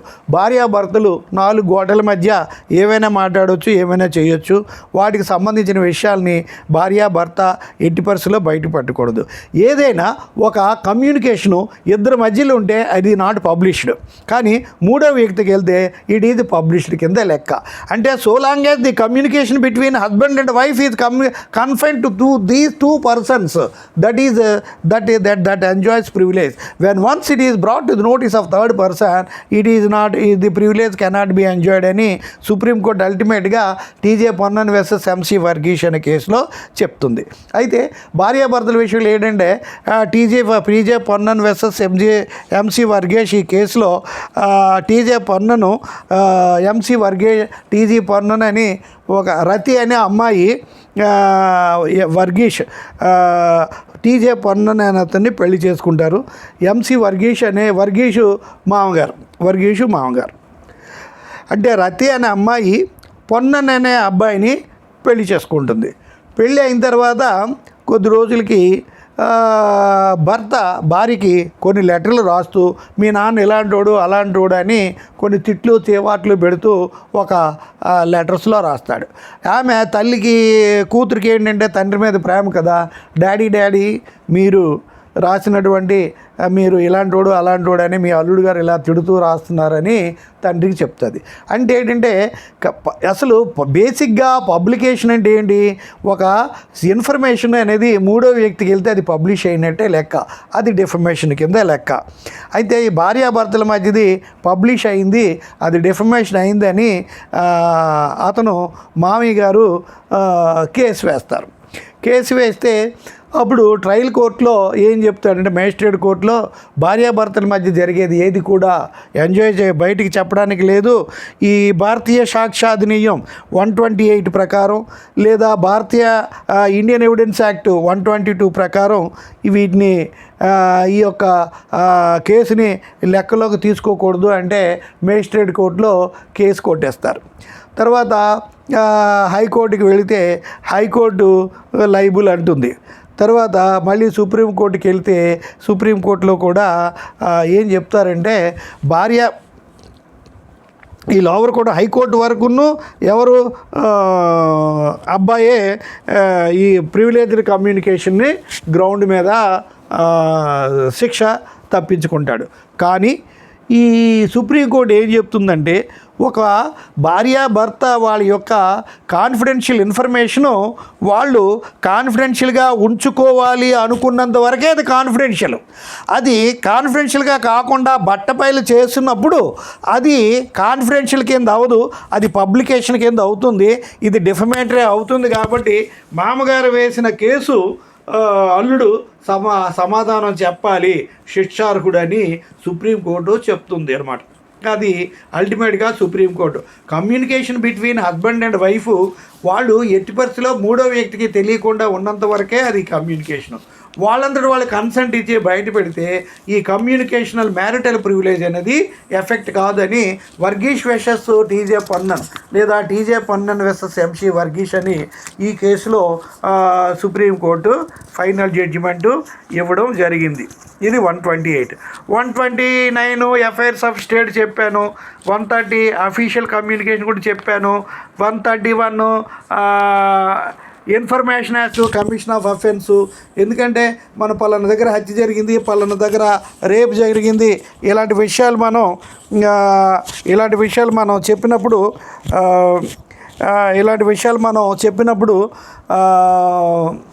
వాడు పోలీసు వాళ్ళు కానీ కోర్టు స్టాఫ్ కానీ పలానా వాడు ఇలాగా ఈ పలానా దగ్గర హత్య చేరినట్టు, పలానా దగ్గర క్రైమ్ జరిగినట్టు మనకి ఇన్ఫర్మేషన్ ఇచ్చాడు అని బయటికి చెప్పకూడదు. ఎందుకంటే మనం ఇలాగా క్రైమ్ చేసినట్టు చెప్పినోడు ఎవడా వెళ్ళి ఆడిని లేపేయండి అని ఈ యొక్క కల్ప్రిట్, ఈ యొక్క అఫెండర్ వెళ్ళి వాళ్ళ మీద పగ తీర్చుకునేటువంటి ప్రమాదం ఉంటుంది. కనుక కంప్లైంట్ ఇచ్చినటువంటి వ్యక్తుల యొక్క పేర్లు చెప్పకుండా ఉండాలి. అది కూడా ప్రివిలేజ్డ్ కమ్యూనికేషన్గా మనం చెప్తాం, అది. తర్వాత information as to commission of offence. తర్వాత నెక్స్ట్ ఇది 131.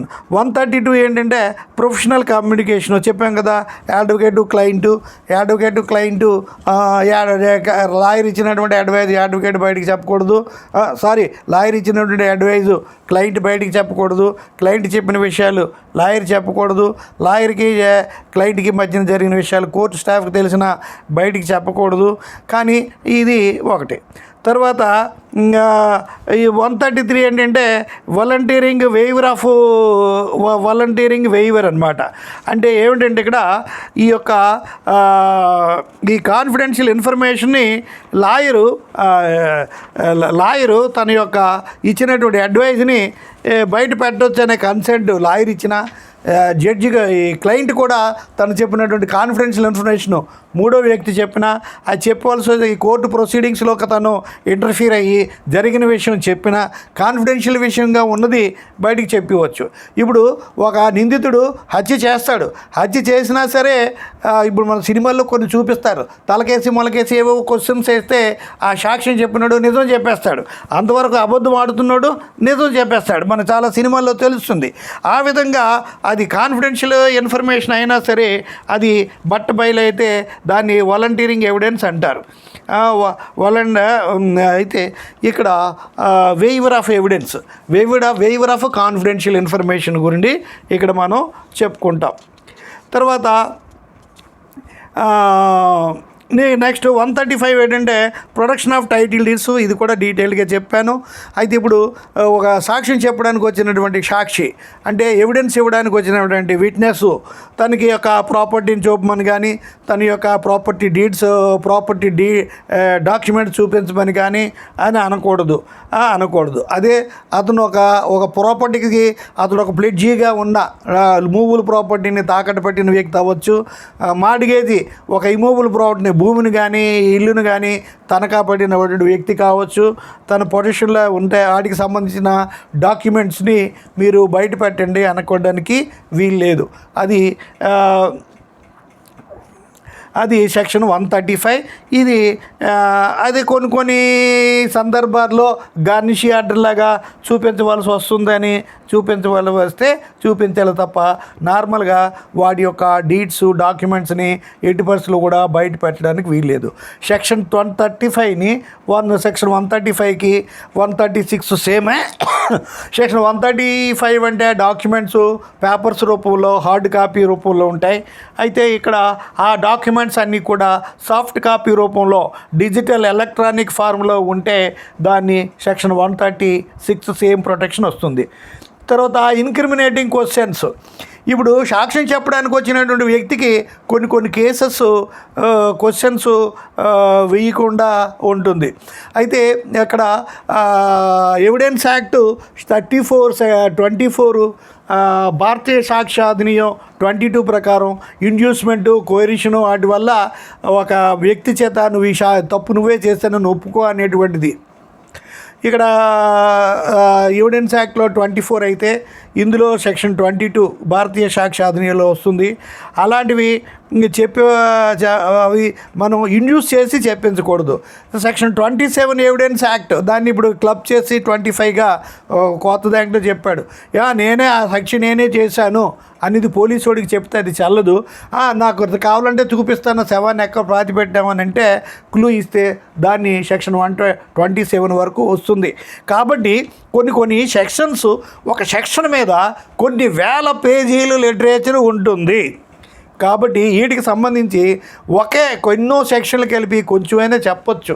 కానీ ఏది పెద్ద పుస్తకం ఏంటి చిన్న పుస్తకం ఏంటి ఏది ఎలాగ చదవాలి, మీరు 100 పేజీల పుస్తకం చదివినా 1000 పేజీల పుస్తకం చదివినా మీరు పరీక్షకు వెళ్ళేటప్పుడు ఒక 100 పేజీల లోపు రిటర్న్ నోట్స్ వర్కింగ్ నోట్స్ చేసి ఆ సైడ్ హెడింగ్స్ పాయింట్స్ని బట్టి ఎలాబరేట్ చేసి పరీక్ష పెట్టాలి తప్ప ఈ స్టేజ్లో మీరు ఏవి బయట పెట్టలేరు.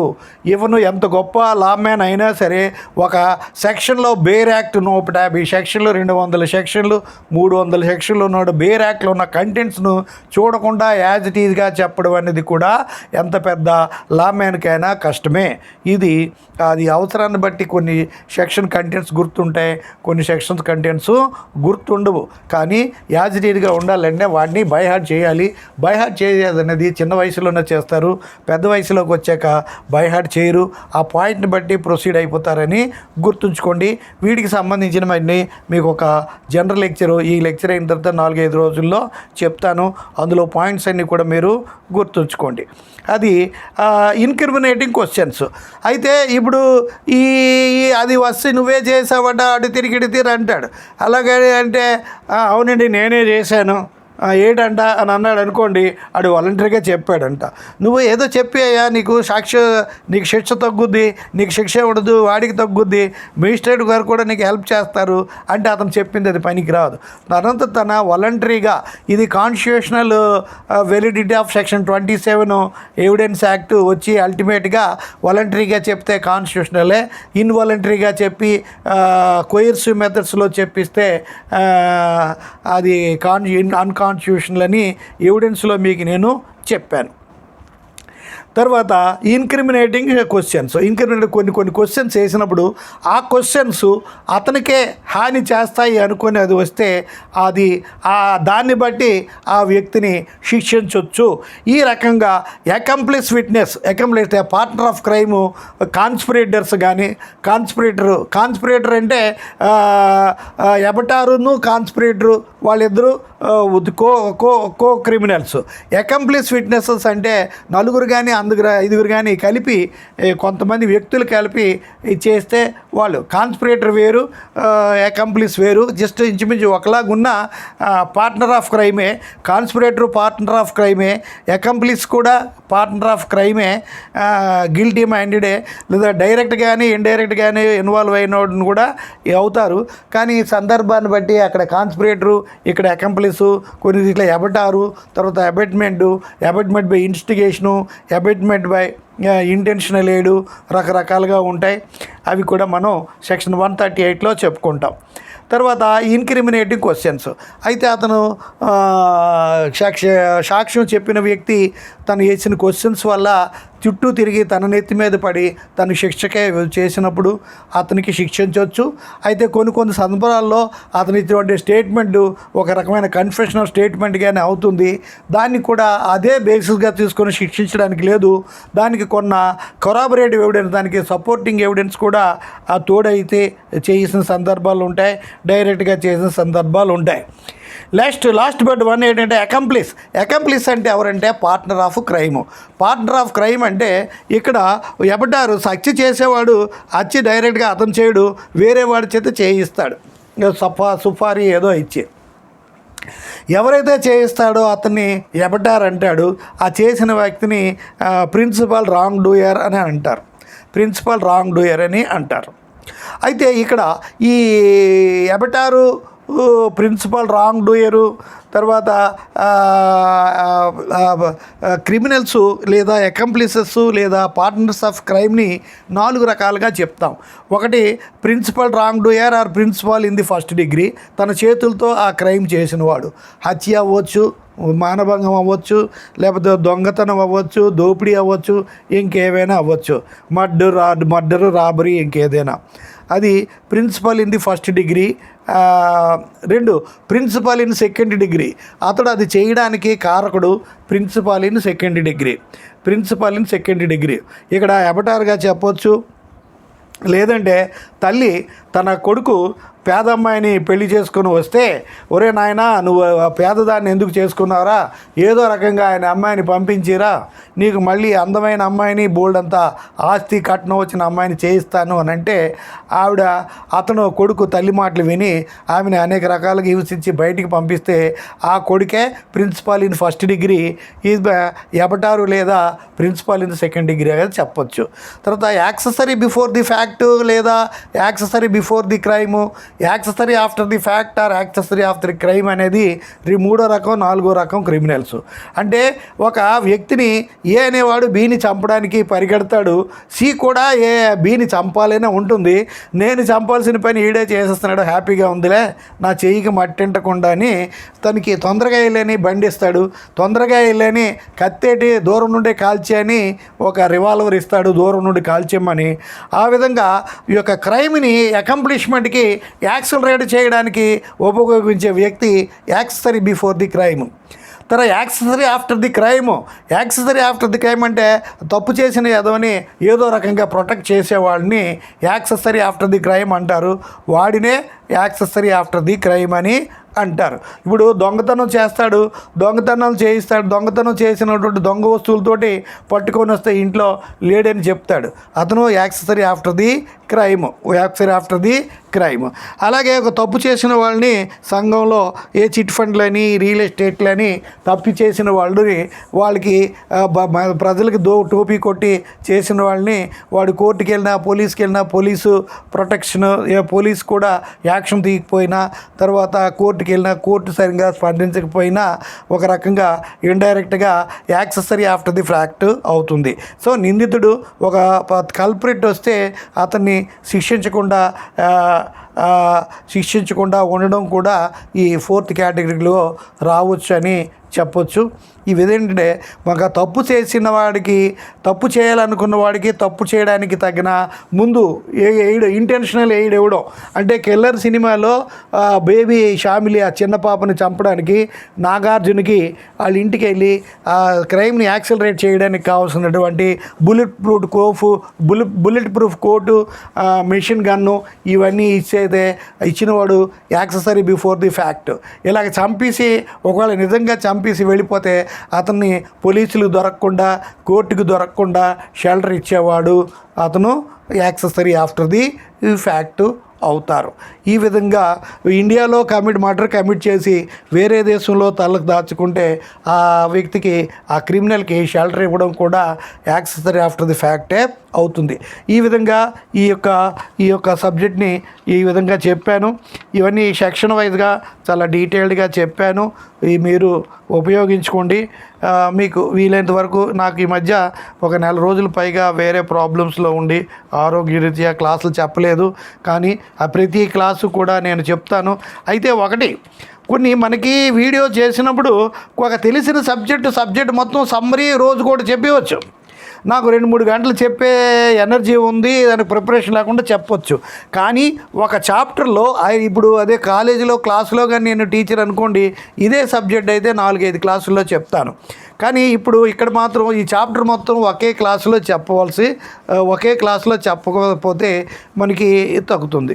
మీకు లెక్చర్ ఎక్కువైంది అనుకోండి, మీకు అవసరమైనంత వరకు ఆఫ్ చేసేసి మిగతాది కంటిన్యూ చేయండి. ఇప్పుడు సినిమా 3 గంటల సినిమా ఉంటుంది, మన సెల్ ఫోన్లో కంటిన్యూగా 3 గంటల సినిమా చూడడం కదా, చూడగలిగినంత చూస్తాం, తర్వాత రిమైనింగ్ చూస్తాం.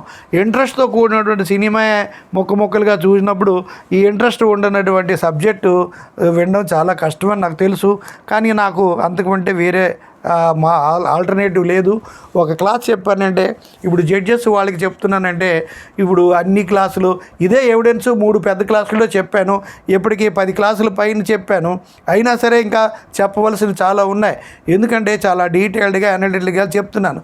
ఎల్ఎల్బి వాళ్ళకి చెప్పినప్పుడు 1 అవర్ 50 నిమిషాల్లో క్లాస్ అయిపోయేది, ఒక చాప్టర్ అయిపోయేది. ఇప్పుడు వీళ్ళకి చెప్పేటప్పుడు 1.5 అవర్ 2 అవర్స్ కూడా క్లాసు అవుతుంది. అందుచేత మీరు కొంచెం కోఆపరేట్ చేసి ఇప్పుడు 1 అవర్ 40 మినిట్స్ సుమారుగా అయింది క్లాసు. కాబట్టి పెద్ద లెంగ్తీ లెక్చరు నసా ఏమి అనుకోకుండా మీరు వినండి. మీకు బాగా నా లెక్చర్స్ తెలుగులో విని తెలుగు తర్వాత వెంటనే ఇంగ్లీష్లో వింటే ఇక్కడ ఈ తెలుగు లెక్చర్లో చేసినటువంటి తప్పులన్నీ కూడా నేను కరెక్ట్ చేసుకొని ఇంగ్లీష్లో చెప్తాను. తెలుగులో చెప్పే లెక్చర్స్ ఒకలాగా ఉంటాయి. అంత ఇంగ్లీష్ సేమ్ సబ్జెక్ట్ అయినా ఇంగ్లీష్లో చెప్పడానికి వచ్చినప్పుడు మరి కొంచెం క్వాలిటేటివ్గా చెప్తాను. కాబట్టి మీరు వినండి. ఇంకా మీకు ఫస్ట్ ఇయర్ వాళ్ళకి సంబంధించినటువంటి కొద్ది రోజులు ఆగండి.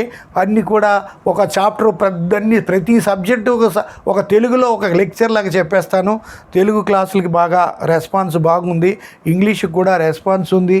కానీ ఒక తెలుగు అంటే ఒక లెక్చర్ తెలుగులో చెప్పానంటే వెంటనే ఇంగ్లీష్లో చెప్పవచ్చు.